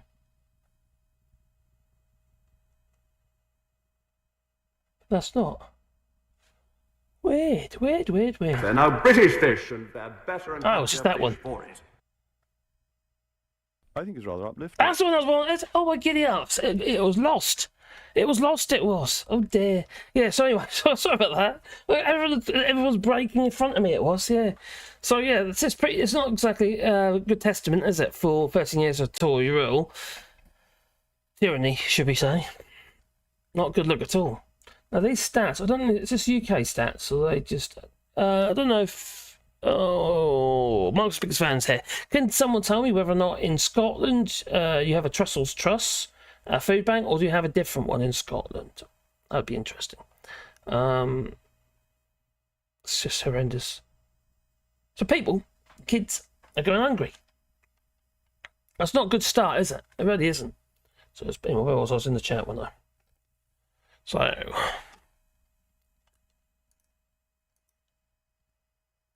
take care, number 3. Be good. Well, you watched 2 hours of Max, don't you? I might do 7 hours. There you go. No, I'm not, don't worry. Jim Toy was Fagin in pedo. What? Jim was Fagin the pedo? What? Because he had all the kids in the attic.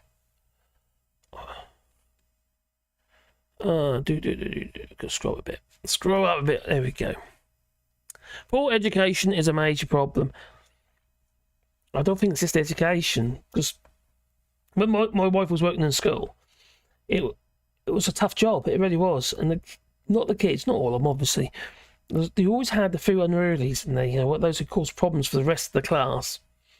And the way I see it is, especially when you get to secondary school, education has become diluted. They've amalgamated so many courses into one class. Like that, for instance, when I was a boy, when I was a lad, when I was growing up, we had woodworking class, we had metalworking class, we had technology, what have you, geography and physics. There's all these different choices you could have, and they were more specific. Now they just seem to be watered down into something that really doesn't really give you any real grasp of any one particular thing. Now, when I was doing my woodworking, because it was O-level back then, it was last year O-level as it was, and I was doing my woodworking O-level, and it was intense in many ways. As we really made stuff and wouldn't understand this on the O level. Although the written side of it was quite a lot in the exams for the woodworking was quite hard, but the we didn't have to do an exhibition, a display, like a project piece, like they did for the certificate of secondary education, the CSE. Those who were in that class, they had to do a display, like I don't know why that was. It's a bit odd. I wanted to do a display. I like making stuff out of wood. Yeah, but poor education, and there's a problem. I don't think I tell you, that's flipping hard in schools these days. It really is, because the kids. When I was a lad, we were reprimanded. If I was a naughty boy, I got told off. I got put in the corner in my dancer's hat. Not quite that bad, I know, but there was control in the class. You can't control kids in classes now. Can't do anything. Now, my dear wife, when she was working at Sallows Primary School, there was a girl who had a plaster on her arm. And it wasn't on her arm, it was very loose. And she wouldn't come out of the toilets. And Caroline, not going in the toilet, but obviously, but she eventually came out of the toilet and shook her hand, and the plaster came, because the plaster came over the hand, around there. And the plaster literally slid straight off her hand. And the kids, there was other kids there who were witnesses, which was good. But there still had to be an inquiry. It was which put a huge amount of stress on Caroline, because she knew she hadn't done anything wrong. But it was the kids sort of made a big fuss about it. Made like, that you've attacked me, kind of thing, and she hadn't. Luckily, it was all fine in the end, because the other kids in there eventually came forwards and remember, this was only in primary school, and said, no, that's not what happened. Miss Kate didn't do that, But Caroline's mere heart thing, she wouldn't do it, but she would obviously put her in a bit of a mental state, and very worried and concerned, not just about her job, but about what other people think of and what have you. She's quite emotional like that, so it was quite tough. Working in schools is a flipping nightmare. I wouldn't want to do it. Although I was asked when I was doing my photography degree, I was asked if I wanted to be a tutor. I can't teach people that. No. I'd be right with mature students, but half the people when I was doing my degree, they didn't want to be there. They really didn't. It was like the parents pushed them into it. Because only youngsters, a lot of them were. And the mature students were fine. They really wanted to be there because they put their hand in their pocket to do it. So it was interesting times it was. Lefty Brewer, and the benefit increase during the pandemic, 20 quid a week, also helped. It did. Gone now, isn't it? Remember the youth clubs and after school clubs? I know. We talked about a minute ago about that. We were running a youth club in Sallows, but we got so much squit from the local yokels, and it became unbearable. So we stopped.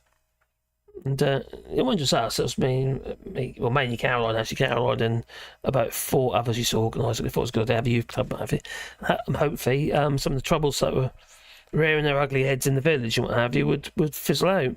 And we were getting kids from Rackheath, not just Sallows, but Rackheath and surrounding villages as well. And it worked really well. The kids had no problems. It's just the problem is the village hall, because it's those houses, new houses that have been built either side of the village hall. And the locals didn't like it, the people living there, Don't matter what was there first, does it, as far as the parish councils were concerned. It's just constant grief, it was. Not by the kids, but by the actual people who are living in the village. So, it was a bit of a posh village as well, so you can imagine that guy. We don't want kids to be seen and not heard. Evening there, Ben Shaw. Evening. Poverty always goes up when the Tories in. Yes. Every flippin' time. But like what number 3 mentioned earlier, I know he's got hair now, but we mentioned hair, but poor education is a major problem. But you think like when Tony Blair came in, education, And I never found a lot of money got, well, you probably do as well, a lot of money got ploughed into education. It really did. Especially in infrastructure and the buildings and what have you. Yeah, a bit more concrete maybe. But because my little company, we received some of that money for groundworks and what have you. Yeah, the landscape and levelling off and tilling the ground and what have you, with the tractors and stuff. And we did really well out of it, and fencing and all sorts of stuff we were doing for contractors. So, and May Gurneys as well. Oh my God, they're Tories.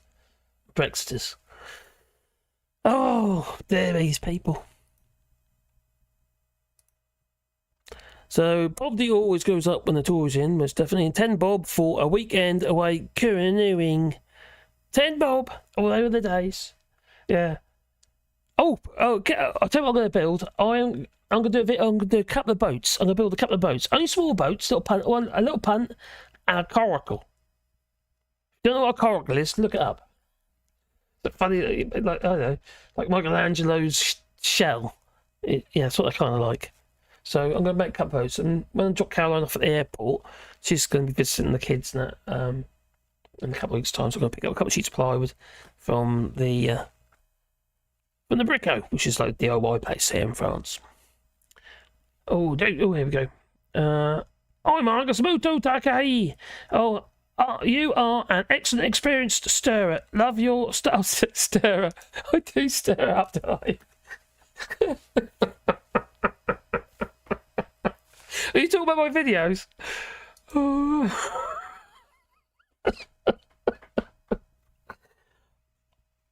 I've always been a piss taker. I have. As years working on building sites, that's what it is. Get the banter. I've always been a bit of a wind-up merchant. Irritating as well, I must say. Yeah, even I know that. I do appreciate that. I am a very irritating person. Yeah, that's why people hate me. If that's what you're referring to, anyway. You are an excellent, experienced stirrer. I love. Oh, are you talking about my? Are you talking about my Castle White Patch Res Woodgo? Love your stuff you make. It like almost every. A nice one. I think it's expertly Adonis done as well. Thank you. I don't know if you're talking about me winding people up or whether you're talking about my woodworking. I should have listened to Be Kind to Your Knees. You'll miss them when they are gone. Oh, have you been kneeling on your knees and doing a load of like slab work maybe? Flagstones or those old council slabs, like 2-inch thick pressed concrete slabs, 2x2s and 2x3s, weigh an absolute bomb. Or just tiling. That'll all kill your knees. And I'll bug my legs up. It's a building game for you. Would I recommend anyone do it? No. No, especially under duress. If you work on building sites where you're under a hell of a lot of pressure now to get the job done and what have you. But if you're under your own steam, maybe not quite so much. But I don't recommend anyone get into the building game unless you're pointing with your clipboard. Bug your body up. Quickest way to have carpal tunnel syndrome, joint problems, amenities. You know, lifting heavy shit, up and down ladders all day, walking around on flipping angles up there like sort of, funny angles on roofs and what have you, walking up battens. Quick, so bug yourself up. Oh, Brigger Depot is a Kingfisher group. Yeah, same as B&Q's, isn't it? Yeah, and Screwfix. That's right, Chris. Yeah, that is true. Huge group, isn't it? I like coracle, but I prefer sea. For God's sake. But I preferred sea facts. Coracle was a little boat, all right? Usually made with hazel, willow, straight grained piece of timber. You first lay your gunnel, which is basically the top piece of wood, on the floor. You build it upside down, and you stick these bits of wood in the ground, and you bend them over, and you create the frames of the boat. And you lash it and whip it, and then what you do is when you've got your frame, you pull it out of the ground because because of these bits would have been stuck in the ground, and so you end up with all these little funny bits you have to cut off, and then you cover it in, and you cover it in a hide. Normally, it'd be like a bit of skin, But these days you use canvas or something like that. Not, that's some natural, like what would be, like calico? Yeah, calico, and then you paint it with some tar varnish or something. But you paddle them in the you scull them, so you do like a figure of 8 with an oar on one end. But they don't really have a front. They're literally like sitting in half a walnut shell, but a big one. But the big about them is they're great if you want meander through trees and stuff like that in shallow water, so they're great for that. We all presenter was spot on. Worst place to live in the UK. Yeah, I know.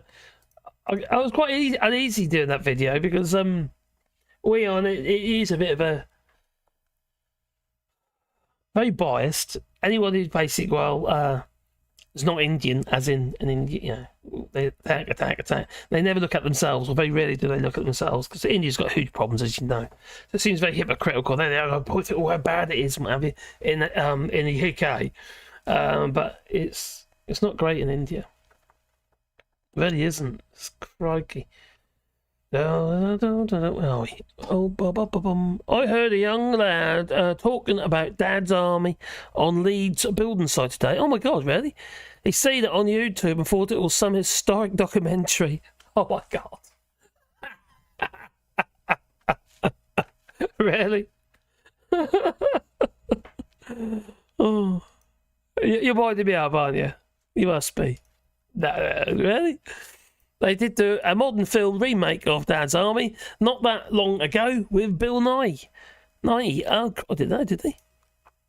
Bye, Vicky Lee, take care. If you go to a tractor tyre repair shop, you can get a free raft, for the price of a puncture repair kit. I know, actually an inner tube. Yeah, obviously you won't need a punch repair kit with it as well, though, because quite often they come with holes in. But yeah, there's a river there called the Gartempe River here in France. And me and my Demis, we were going to be buying a bit of land there years ago before we bought this place. We were going to build a house on it.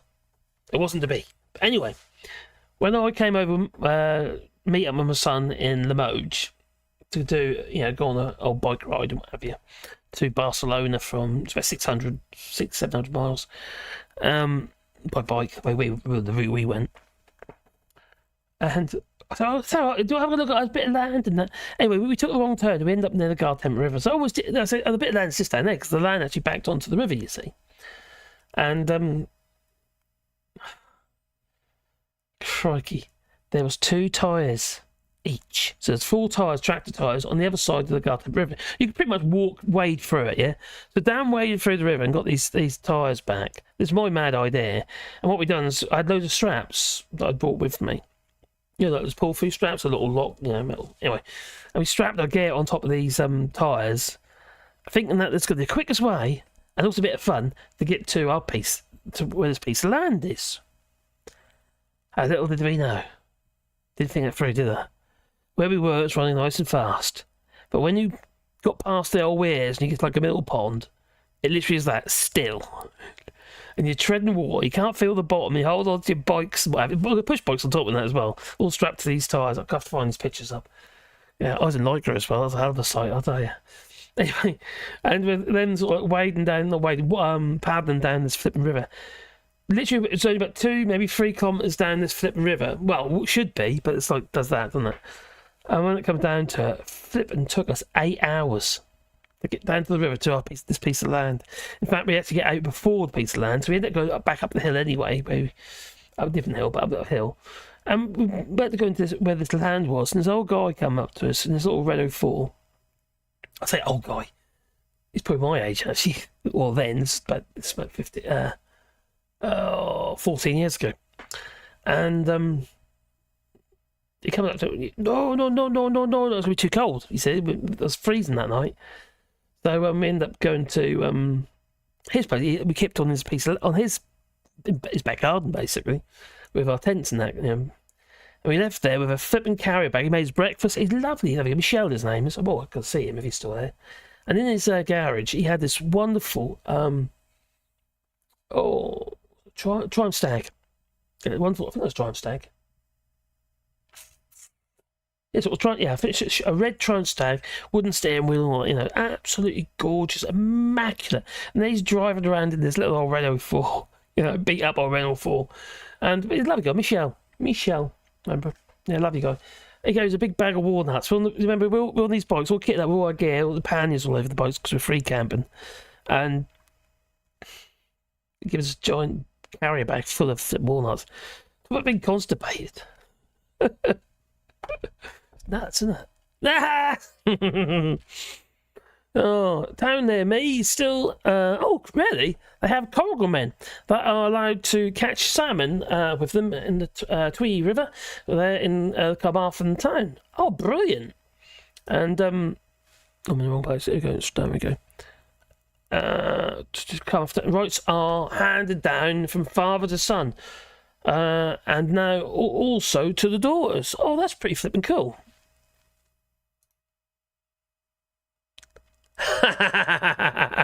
Oh, you can't say that, but that's not that one. There you go. Pictures like that, what you can share with members as a perk. What, me and Lycra? Oh my giddy heart, no. You don't see me Lycra. I look like a duck. But the thing about it is, when you're with Lycra's brilliant on the bike because you don't get friction burns, you see. Yeah. You don't want friction burns on the push bike, no. Not on those flip miles. So, there you go. I heard a young... Oh, sorry, I'm not ready.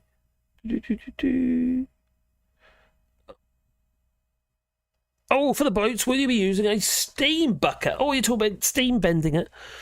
Well, if you're doing a coracle, you'd be using green timber. So you wouldn't need to that bend like, really easy. But how I've used to a bucket to carry the steam over to the job. Now, how we used to do it with steam bending, because I used to work on the boats.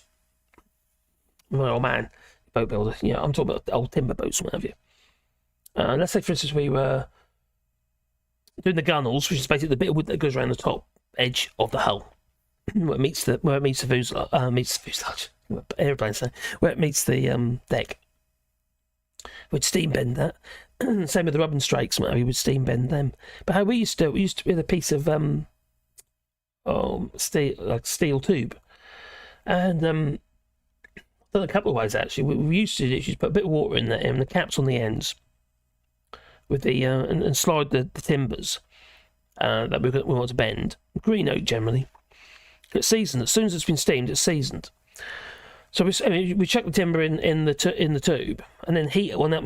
The other end up with this like Bunsen burner thing. It was a bit like a tripet kind of big old burner.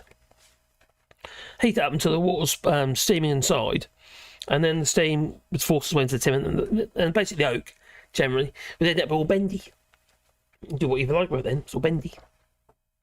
The other way I've done it since then, probably about when the last time I did it. Oh, this one was in France. I actually did it with a drain pipe. Heavy cat, sort of heavy. Well, it's a drain pipe, it's quite a big pipe, plastic pipe, underground pipe. And I used a wallpaper steamer because I had one, and chucked that in the end. Just put the pipe in the end. So I cap on one end, pipe in the end, and just bunged the other end up with a rag. So steam forces into the timber. It worked perfectly. And that was a job I was doing where I was making lamps with bendy oak. But the boot, like I said a minute ago, the boot about steam bending is not just the fact you make your wood bend in all sorts of funny shapes and what have you. You can it actually seasons the timber, so you can work with green wood then, you see. So it's good stuff. Oh, the shit stirrer.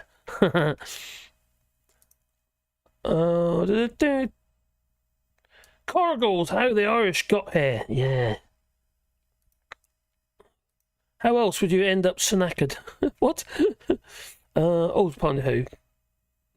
Coragles, a paddle once left, paddle once right, and hope that they're not going around in circles like a Richie Sunak. Yeah, the thing about with a coracle, when you're paddling, you're actually doing a figure of eight. It's called sculling. So it's sort of that sort of motion. So it's a bit strange, but it's called sculling. Scroll down. Me and a mate sailed down the river to Leith on strapped together 8x4 sheets of polystyrene. Oh, brilliant. And we got soaked and we were late for dinner. Yeah, well, we got soaked because we were actually in the water. We just used it as kind of like a float thing, you know, and pushing it along. The bikes were nice and dry, sort of.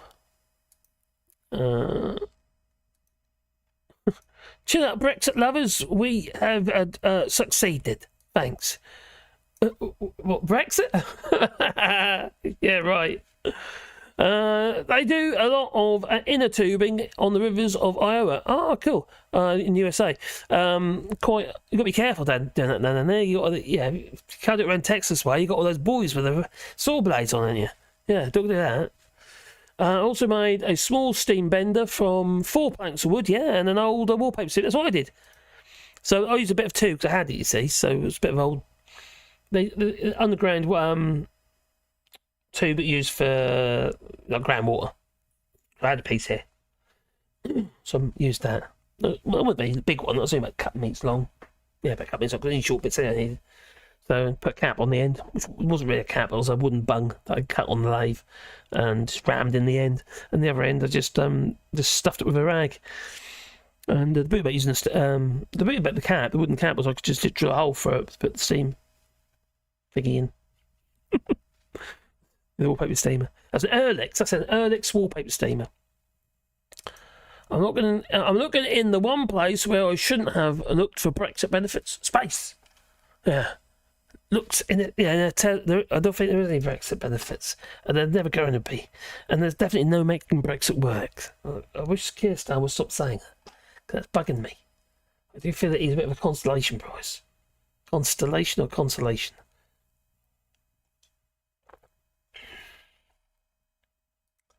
So, where was I on this? So anyway, never get back on point. How long have we been live for that? Oh, 1:47. That's for the hour, isn't it? So, the poorest UK families during frightening collapse in living standards, and this was 18th of August 2023. So it's a survey of frontline workers find 120,000 children are living in destitution. Now, I don't remember the 2019 UN survey. That was pretty damning, to be honest. It really was, and that's getting worse. And what you say, something mentioned earlier, there's poverty, there's crime, isn't there? Oh yeah, they forgot something. I've got to do something in a minute. So the UK's poorest families have endured the frightening collapse in living standards over the past year as a result of soaring energy and food prices. Now, Richie Sunak was going out there and saying, we've got all these new licences and that, thingy bank, whatever you call it, Jodrell Bank. Don the Kebab Bank, I don't know, whatever you call it. Anyway.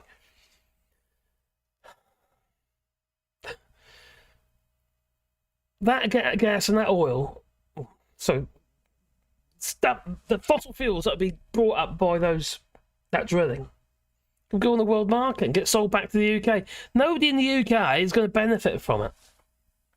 No. Not in your pocket anyway. There'll be some tax revenue, obviously, but that's about it. If you're lucky. But you know what these are like. It's just like wheat, that's all on the world market. You don't just sell, the price of the wheat goes up and down left, right and centre, but what they're paying in the United States is pretty much very similar to what we pay in the UK, and you've got the same fuel, haven't you? As in, the price of the barrel of oil. Oh, it's a Wally down there.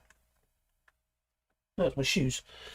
So an annual survey of frontline poverty and social services professionals by the Buttle UK charity reported unparalleled concerns about the prevalence and consequences of hunger and mental illnesses in struggling and vulnerable families affected by the rising cost of living.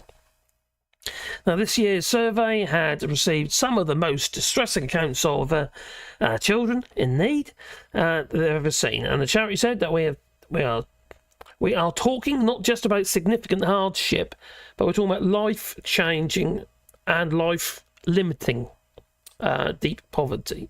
Well, we know areas where there is high levels of poverty, death rates are higher. Premature death. The one respondent noting the parental neglect and domestic chaos endured by a child. She visited once a week for emotional well-being, and Sessions reported the child had no shoes that fitted her. And was frequently excluded from school and had been caught stealing an apple. Did you get her hands chopped off? From the local shop because she was hungry. This is the sort of thing that goes on in India, where I say chop hands off. That still goes on in India. It's quite horrendous. They got 1.4 billion people, and Modi wants the UK to give India freedom of movement.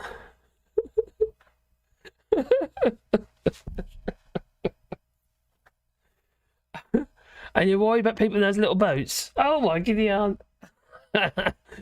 So, the respondent added that she has no friends in school and no outside interests. She spent her time in a cold, dark house.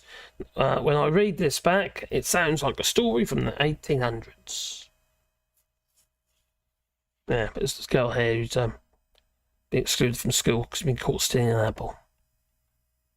This is just ridiculous. This is like, I don't know, Charles Dickens, isn't it? It's unbelievable that in the UK in 2023 there are children living like this. You ain't kidding. But, you know, like he says. I think it's rather uplifting. Did that do that or not? I think it's rather uplifting. It's not always working, is it? It's bizarre. Anyway, so respondents to the survey reported that more than half of the families they worked with had been unable to afford a food. Hang on, let me just... That might help. Get rid of that. There you go. Unable to afford food, heating, rent, or online access. Well, okay, online access is a new problem, isn't it? But you kind of need to do anything these days, don't you? You know, even filling your tax forms and stuff. With just under half going without basic domestic appliances, nearly 2/3 had used food banks. Yeah, no wonder that's rocketed. So, gotta get the Tories out. It's gonna happen. I've got my doubts it's going to be... It's obviously going to be better, but... pretty much everything that was in what he was promising hasn't... It's not going to happen. Shocking. Where was I? There we go. So although most families relied on a range of local authority support services, respondents said services had either been cut back or were unable to meet demand, with mental health and homelessness support most affected. Now, charity food banks were the only service reported to have increased capacity.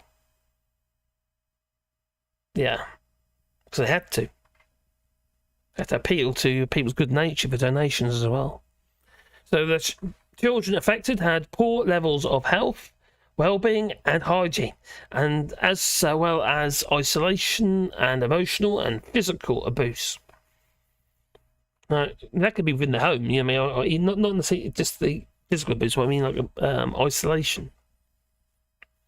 Many respondents reported that the young people they worked with had struggled to engage with education.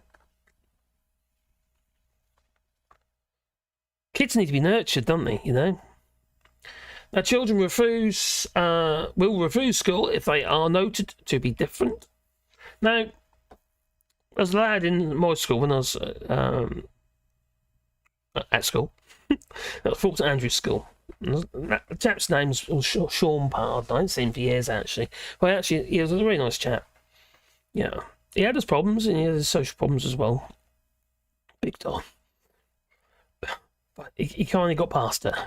But when he was at school, because he had suffered severe dyslexia, and it wasn't picked up at the school, he went truant, often went truant, and he finally they finally come back to school, and it was Mrs. Middleditch who picked on him in the German lesson. Why he was in the German lesson, I do not know, because he was struggling with English, let alone German. So in German, that's Miss Mizzleditch, and Mrs. Middleditch, and she was picking on him, trying to get him to answer things on the board, and he clearly didn't know. He hadn't been there, so he's not going to know. The fact he was in the class itself was quite a big thing for him, and he just ran off, and she came out, ran after me with one of them yellow satchels. Do you remember the old yellow satchels? You used to get backpacks and the shoulder bags and your sort of yellow canvas one, like military type things. Anyway, he had that on. She grabbed hold of it, and he was tugging like a tug of war. And this was one of the old mobiles, which Tony Blair got rid of. Yeah, tugging it backwards and forwards like that, and eventually he got it, and he ran off. We never saw him again. Well, not for several months. Until they managed to get him back to school again. You know. Ignorance on her part, you know. He needed help. He wasn't stupid. He just struggled with education because of dyslexia. Anyway, Battle UK, the survey surveyed 1,240 professionals working in child protection, family support, housing, and homelessness. And schools in April and May. Between them, they were working with about 200,000 children across the United Kingdom. Of this group, 120,000, 60% were reported to be in destitution. This is just getting ridiculous. I do a lot of it. Obviously, a lot of it starts with the parents. The parents need help. You know, maybe they haven't had the support that they need, you know, maybe they weren't nurtured by their parents. It'll knock on effect, doesn't it? You know? We've got Brexit. Anyway, back into the chat. I would be struggling if the Scottish Government hadn't mitigated the Tory bedroom tax. Good point. And there's no bedroom tax here, and the disability assessments have recently been devolved to. More, yeah, but you still got to pay for your prescriptions, haven't you? And your water's privatised, in Scotland. You know, education, you have to pay for that as well, don't you? You know, obviously. Okay. Yeah. No, do you? Oh, soap on the street. Oh, lovely. Oh, they were the days. That's a trend, wasn't it? Soap on the street. And then you got the ones with the suckers on, stick them on the wall. If anyone can remember those weird soap things, like a metal thing on the wall, above the sink, and you'd have like a thingy stuck in the soap. And that's a quite clever idea, actually. And magnetic soaps. Oh. And everyone has these soft, liquid soaps. It was built to stop the Scots nicking the Geordies' leaks. Are you talking about Hadrian's Wall? The water would be safer for sure. Oh, okay, scroll a bit. It's all for the pluses, Joel. Remember when the experts talked about downgrading of the UK life standards as a consequence of Brexit? You shouldn't listen to the experts because people had enough of the experts, but you know that, don't you?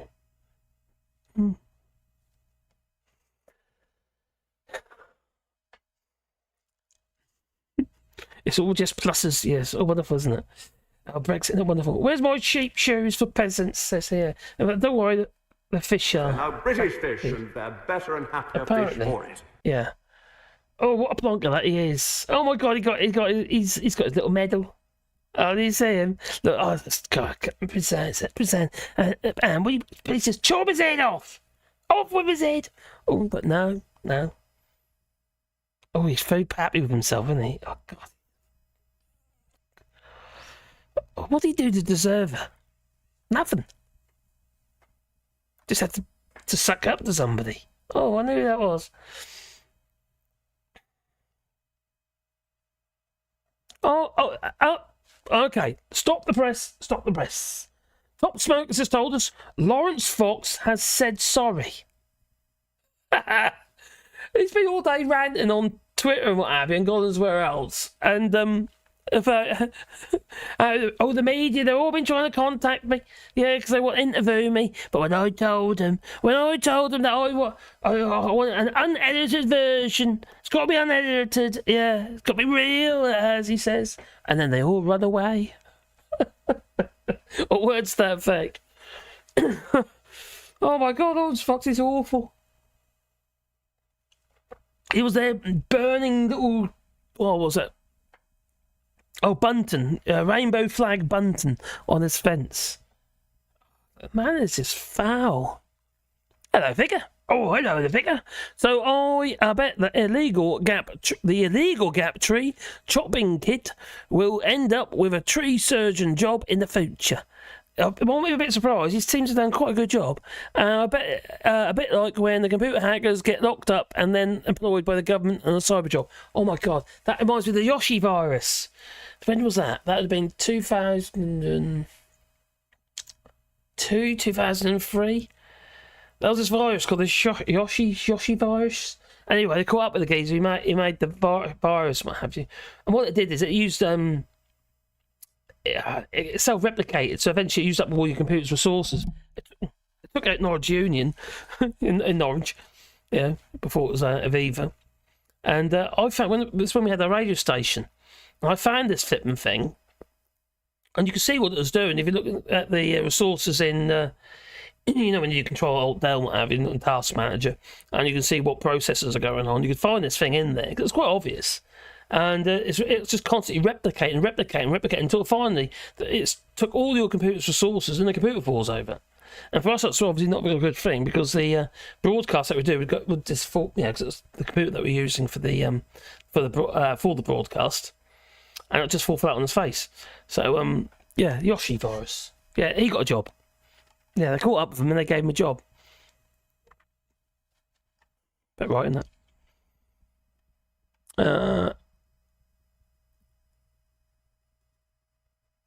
Okay. Oh, we talk about the Rocky Horror Picture Show. Oh, I love that. Have you ever seen me in a fishnet stockings? I tell you, I'm a good look. I tell you, I was quite young then, though. Yeah, there's that Theatre Royal in Norwich. And lazy showed everywhere. Crikey, we all came with war pistols. Actually, they were very little bottles, but that was hell of a time. That was brilliant. And I was all dressed up in drag. I mean, we all were, So that was a really, really good evening. That was very royal. Rock Horror Picture Show. The USA west from the Appalachians to the Rockies, all rivers lead to the Missouri and the Ohio rivers, and finally the Mississippi. No wonder it floods often. Yeah, that's not surprising, really. Not surprising. Where's my cheap shoes, peasants? So there will be a freedom movement when the UK joins. Yeah, the BRICS. Yeah. Oh dear me. Swiller Braverman. Oh my God. In that little lonely room, there was about 10 people in there, weren't there? Oh, you need to change your United Nations.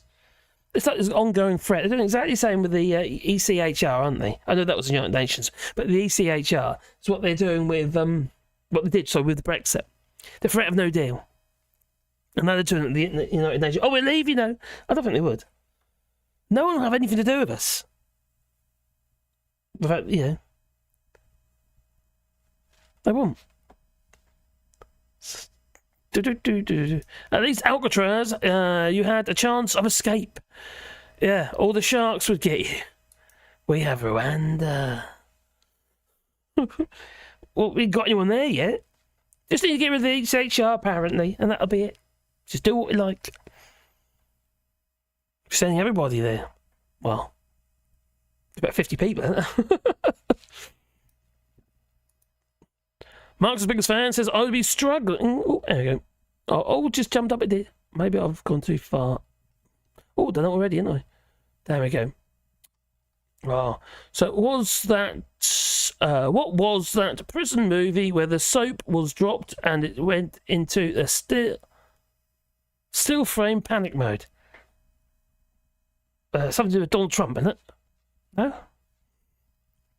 Toys don't get taste, says amongst his biggest fan. I know, my friend, I know. We need a laugh or else we will just cry, but it breaks my heart to see kids suffering. Yeah, I know, it's horrible, isn't it? It's, the parents do have to take some responsibility. It can't be all put on the government, although the government seems to have made the problem, you know. I think we've got such a social issue, a societal issue, haven't we? It's just horrendous. No fair for my grandchildren, I really do, because this world that they've been brought up in is not that great, is it? Oh, I hope Jacob Rees-Mogg has eaten plenty of those happy British fish, yeah, full of... No, he's eating blooming Scottish salmon and stuff, isn't he? That'd be right. See, fish aren't such the problem. It's the live bivalve mollusks. It's the bivalve, the ones that the filter feeders. They're the things that are... What are you doing, Morley?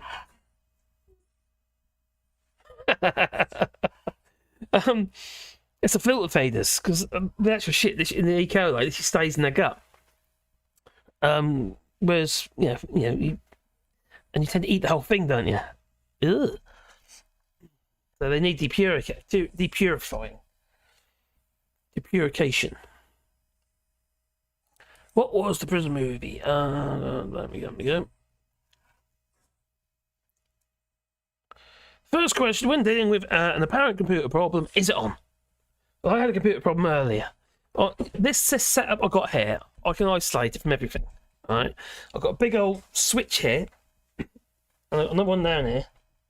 So one switch here is literally a power switch for the whole desk. But all the stuff that if it's charging circuits, I don't switch off. It's just the ones just for that's the computers and stuff like that. So nothing could be running without that switch on. It's just there, big switch. And down here also, I've got an isolator for the RJ45. So the thing about RJ45, unless you actually physically unplug them, if your computer's in standby, stuff will be going in the background. So I just flick the switch, and the internet goes off. It's just isolated. Cut it. We're paranoid. Probably. I have a bit. That's quite easy. Japanese seafood is cheap. Yes, it is. FY. Oh crikey! I fancy sushi now. I make my own sushi. I do. Yeah, I do the old rice and that. The rice wine vinegar and what have you, and the fan cool it and stuff. You see, keep it moving. Get your sticky rice. And then we use the old seaweed sheets and whatever, and roll it in bamboo. Put all sorts of stuff in there. Yeah. Avocado.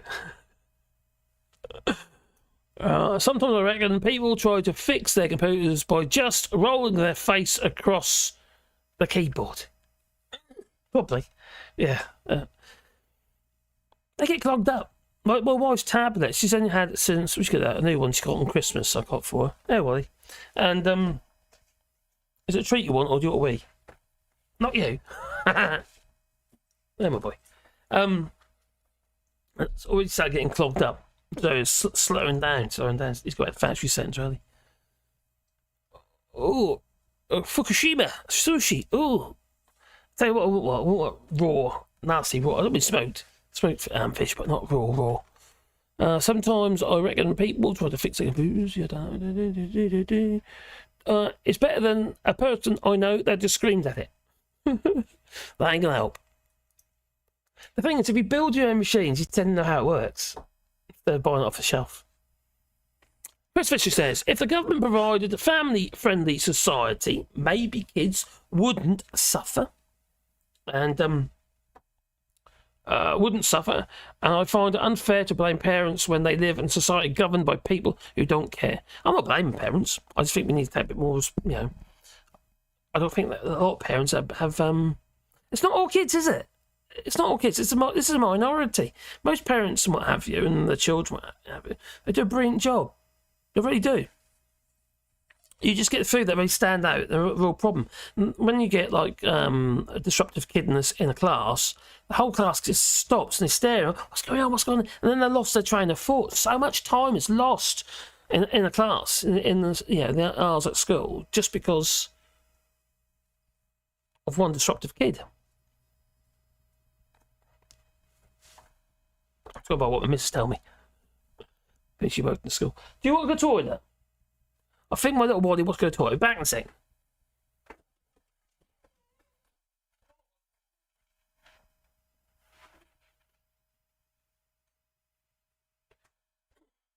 Hey, what a wee!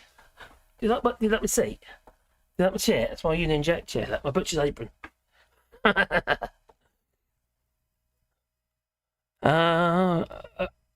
Someone's reckoned that people try to fix their computers just by rolling. Okay. Take care, Bitch. I'm off to bed. See you all. Just been for a wee myself. Oh, nice. That's nice to know. Going in and out, and my tile bowl has never been so shiny. Nice, you watched that. Okay. Yeah, okay. It used to be. Oh my god! No.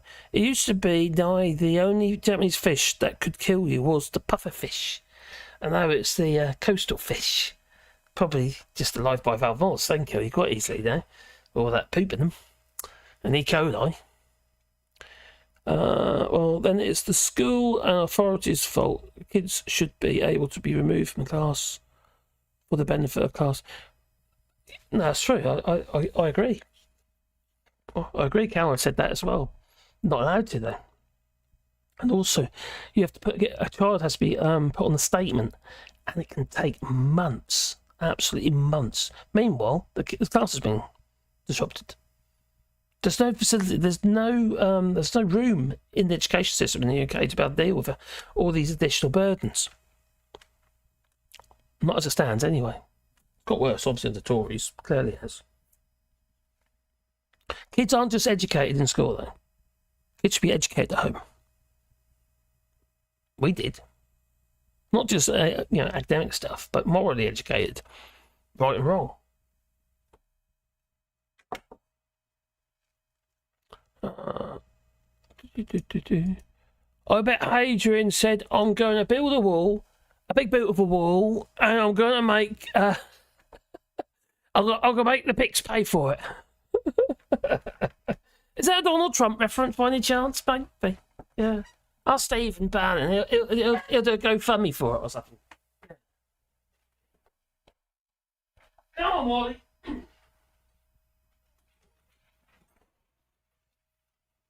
What are you excited about? What's Wally so excited about? Go on then. Here you are.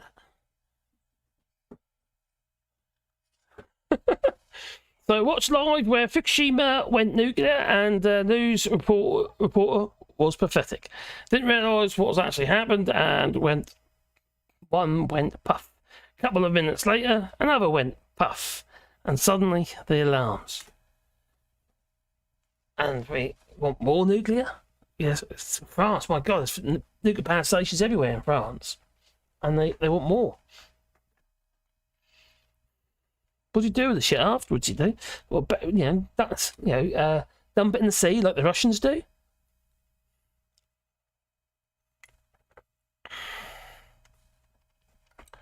So it's all pretty dire, isn't it? The world is messed up, completely and utterly messed up, and it's quite sad to see. It really is. I know I jest about it now, but I'm not gloating on what's going on in the UK. Definitely not. It's horrendous. My family lives there. I don't want their lives to be more difficult. I don't want yours to be more difficult either. And a lot of this is self-inflicted because, obviously Brexit hasn't helped. Tories certainly haven't helped, have they? Wasn't the Tories probably had Brexit? We're about to invert that, and the Scots are about to declare Indie. Make the WM build. What? Oh, I know how it's going to work. Scottish independence. You know my feelings about it. But how would it work? Build a wall. It's going to be a wall. yeah, you look at the problems I've got in regard the border of Ireland and Northern Ireland. How is it going to work? I don't get it. Be very interesting, I must say. Grandpa's Brexit has destroyed grandkids' future. Yeah, my dad voted for Brexit. That's so sad. And then he passed away like 2 days afterwards. Sorry, a couple months afterwards. Passed away after he did the vote. So that didn't go down too well. Most kids that are unruly have family, psychological or learning problems, no services to deal with. No, you're right, Mark's biggest fan. There's no services at all for it. Well, the services are there, but there's not capacity. No capacity. My dear wife, she really, had constant problems, and we had a disabled girl in the school as well. She took an awful lot of work, which was fine because she wasn't the Pandora. She had no problems apart from the physical condition. So, but a lot of energy. But then she had funding. She had additional funding, which was good. But when it comes to trying to diagnose, get kids on statements for ADHD or dyslexia and stuff like that, or mental health issues, it's almost impossible. It takes absolutely ages. Another random fun fact, boy. What fact boy? I think what annoys the Brits more is having to join the queue of the immigrants here at the immigration officers. Yeah, probably. So, never walk on the beach at Seascales, Cumbria. Never. Blackpool is iffy too. Oh, nuclear, really? Get nuclear fallout. Take your Geiger counter with you.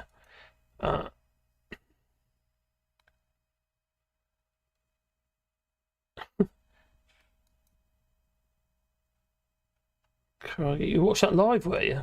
There's that Fukushima. There should be room for both capacity and fine. Oh no, I 100% agree, Chris Fisher. There should, but there isn't. Not currently there isn't, but there should be. The thing is, like, if you don't look after the education, you're screwed. If you don't look after the health of the people, you're screwed. You've got no economy. You need both those things. It's like foundations of a house. If they're a bit wonky, what have you, you've got a pretty dodgy house, haven't you? A wonky house. We've got a wonky society.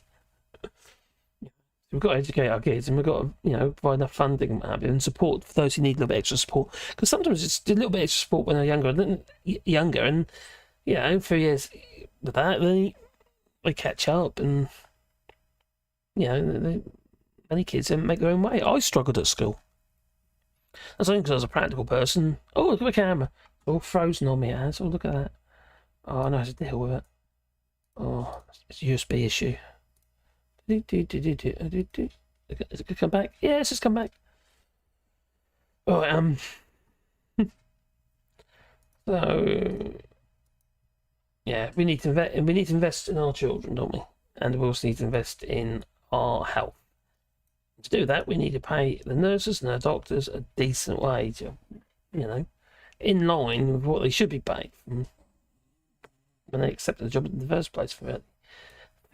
What really bugs me is that they have to pay flipping car parking fees. It's just wrong. C scale was wind scale. Oh, no. Multiculturalism hasn't worked, said Iron God. No. The irony. Multicultural, Suella Braverman, or Sue Ellen Braverman, the struck off attorney in New York. Multiculturalism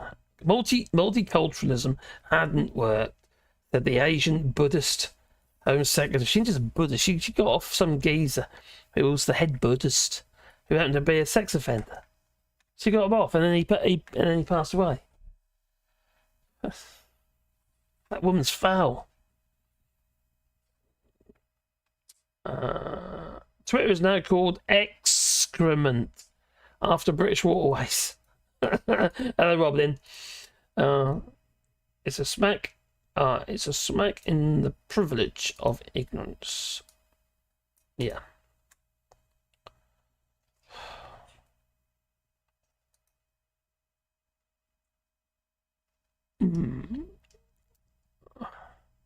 Someone in one of the comments said earlier, but we didn't get Brexit. This isn't Brexit. They says okay. So I say to him, going about migration, you see, and he said, so I asked him, you want a no? You want no deal? He said, yes, it's a proper Brexit. So okay, so you want about 1 million plus people coming back from the EU, all mainly pensioners, or people, older generation, what have you, probably with health problems, coming and hitting the NHS. Because that's pretty much what would happen. They'd be forced to. Because all they get is 180 days. But because the rules regarding carte du jour has become a lot tougher. In 2019 or 2021 in France. They gained residence permits there. But because we'd lived here for a while, and because the post-Brexit Trade Corporation Agreement was easy, but without that, it'd be a nightmare. Scroll on down. It is known that facts have roughly a 7-year life. What is it about 7 years? It's like 1 year wheat, 1 year seed is 7 years weeds. Was it 7 years bad luck if you break a mirror? Never been 7 years. What's about 7 years? Invest in the Chinese baby. As for Sundays, we had an investment for that. Mark's the biggest fan, but that's for Sundays. Have I missed the dancing baby? No, I need some investment in it. For a midday stream. There's a random stream, this one is. Yeah. So I'm not going to be live for 26 people now, so people are fizzling off now. Get late into. Oh my gosh, yeah, it's 23 minutes past 11 in the UK. Seascale is a small town outside Windscale, now Sellafield, and Meltdown. They had 1957, Jesus Christ almighty, so much radioactive particles spilled out the water and chimney smoke, and then the beaches. Blimey. Do people who live there, do they have to take carbon tablets? No.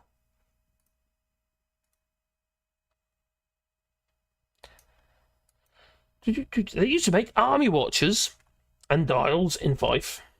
Who's Zebediah Thomas? Beaches are filled with radioactive material. What, to paint the little dials? Probably. Well, there's 4 women who died because they were putting their paintbrush in their mouth. A bit like Mara Curie died, and Rupert Curie, her husband, because he's put a bit of uranium in a glass vial next to their bed. It's like a little light. Silly! They obviously didn't understand about radiation at the time. So, I'm pro-Brexit. Once a nation burns, I might gain myself a charcoal. Maybe. Yeah. They used to make army what? Oh, done that already.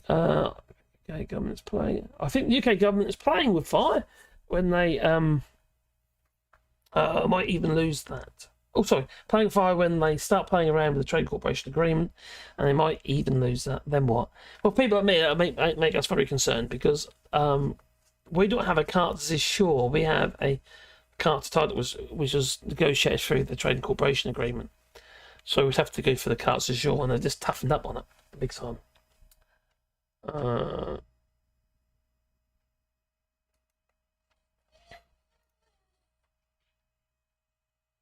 Day Buzzy.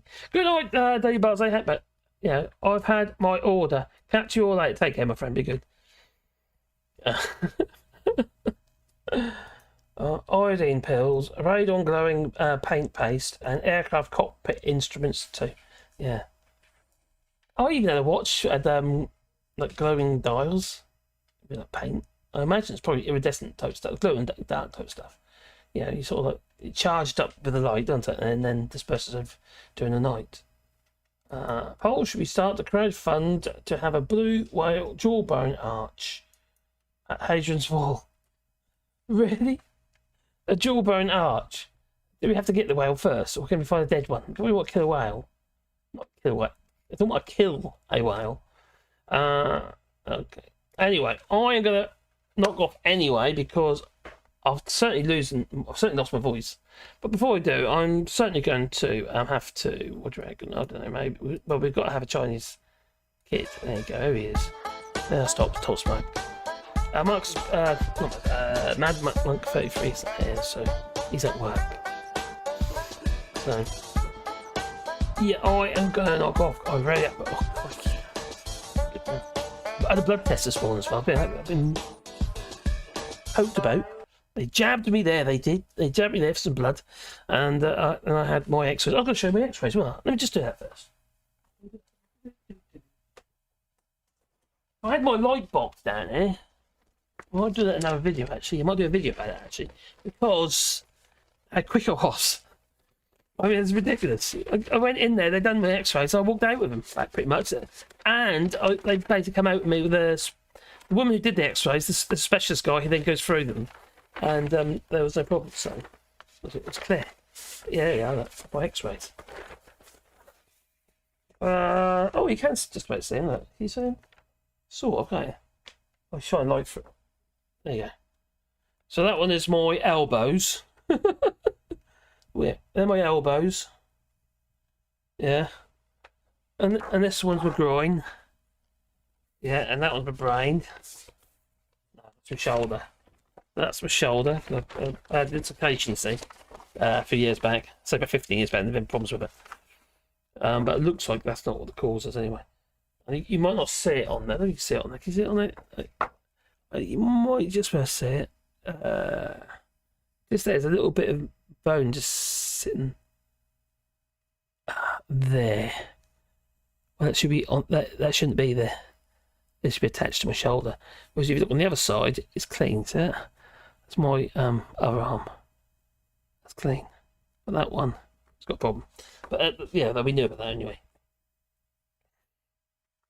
Ooh. Ooh. What a big rib cage you got. Oh, crikey. Am I missing a rib? Have you got names up, Prince? No. So, yeah, anyway, what happened is I went to see the doctor.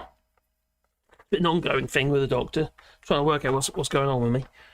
And it looks like it's been my thyroid. It gives you... I've been a lot of pain in my joints. A lot of pain. I mean, I couldn't lift anything the other day at all. And apparently thyroid problems could give you like fibromyalgia. So it's like a bit like chronic pain disorder. So it's a bit of a pain. So anyway, so I went to the doctors, got my prescription for my X-ray. About a week, 10 days later, I got my appointment for my X-rays. Went there today, had them done. Within half an hour, I had them in my hand, and an explanation as well by a specialist. It's done. So now, yeah, and they will send that digital version to my doctor, and now I've got that copy there. So yeah, we've had 7 X-rays while we've been here in France. It's just, I think the French were hypochondriacs. That's what it is. AI will record and use these scans, and it'll be able to rebuild Marcus for future generations to enjoy. Well, yeah, but that's not all of me.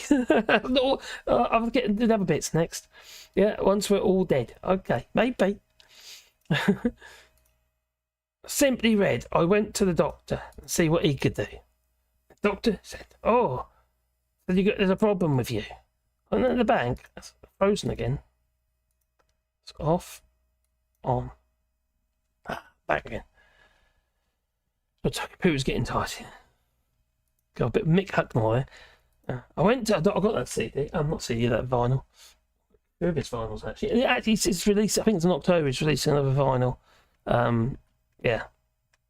Simply read this. Mick Hucknall. I went to the doctor to see what he could do. The doctor said, "Sorry, there's something wrong with you," or something like that. Okay. Chris Fisher. The police knew whose house to go to if they had been any shenanigans in the village. Mainly because their kids went to the same school, so they had inside knowledge. Crikey. Oh, it's brother. I'm able to. Oh, brother. Okay. I can't remember. Well, I was in the bank bit, I suppose. And that was it. Went to the bank to see what they could do. And the bank said, sorry, the money's got some kind of hold on you. Or something like that. Alright, anyway, I'm going to call it. Like I said a few moments ago, but I am now. And I hope everybody has a nice weekend. I'm still going live on Sunday. So, but still going live on Sunday, which is cool. What was that one? What's that one? Bin's tree went down. I think I'm gonna do this one again. There you go. Everybody! Oh my Gideon! Is that a crazy person? Thanks to the moderators. It's the missus. Much appreciated. Well, welcome to our rewilding project here in France. Oh look, there's another crazy person. Oh, it's me. And the dogs, obviously, they do like to help. Usually by watering the trees just after I planted them. So what are we trying to achieve? Well, we're trying to plant 1,000 trees on 2 hectares of land. Oh, I say. But since we started this project, we have become more aware of habitats for the little critters. Yeah, on this land here, where this other crazy person is. Yeah, okay. Well, as you can see, we're progressing nicely. We're planting trees all over this land that we are there. And, as far as the eye can see, eventually, up to the tree line anyway. So, there's Artemis. There's Spawns and Nikita Schmidt. See, lots of signs with names on. I know. You're wondering, how do I get my name on one of them signs? Well, check out the link in the description and be a part of the project. Oh, you see, it's not just sticking the trees in the ground and watering and what have you. No, we have to protect the signs by putting with the trees. Yeah, just the little birdies and they've got somewhere to live. And a little sowing of some wildflowers for the bees.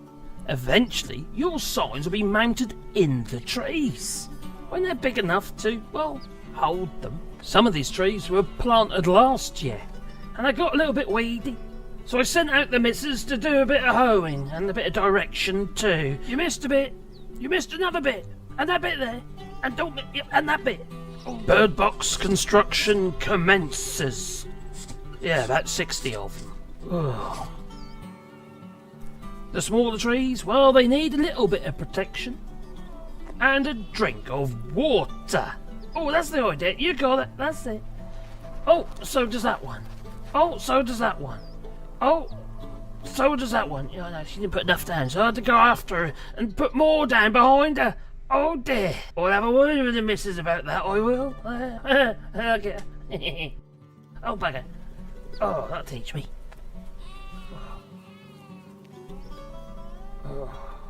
Now what? Every tree, as it matures, well, we need to keep the bases clear from weeds and what have you, and also little suckers. So here we are, making a sign, yeah. A wooden sign using the router. Oh, ain't they cool? Oh, look at that. Get the old dust out and sand the tops off. A little bit of paint now, maybe. Oh, there you go. A little bit of black. Oh, now I've got to wait. Oh, bugger. Oh, crike. Oh, there we go. Oh, it's not there. I'm too impatient. Oh, let's sand it anyway. That'll do. Oh, there you go. We're not only buying trees from the local nursery, no, we're making our own, propagating them. And these willows are for the arbours. And you could have an arbour too. Yeah. Yeah. Oh my goodness, where's that? Where's my hat? I lost my hat. Our bird cloning efforts have been working. Yes. Yes, they have. And yeah, more birds. Okay, and more birds. Oh my Gideon. Oh, is that the end? No, because me and my dear missus would like to thank you all for your kind contributions that's helped this project along. But if you haven't done so already and you would like to have your name with a tree or maybe in memory of a loved one, there is a GoFundMe link down below in the description for which you can make a contribution and get your very own little tree, which will grow into a big tree, and we will look after that. So remember, link in the description down below. I salute you. Ta-ta!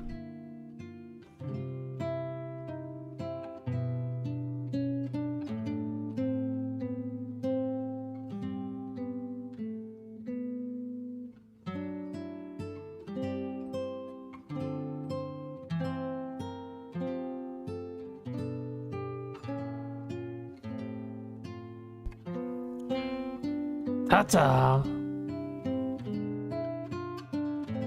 Don't forget we're live on Sunday, 8:30. Should be the usual time. Hopefully, I'll be on time. Ta-ta.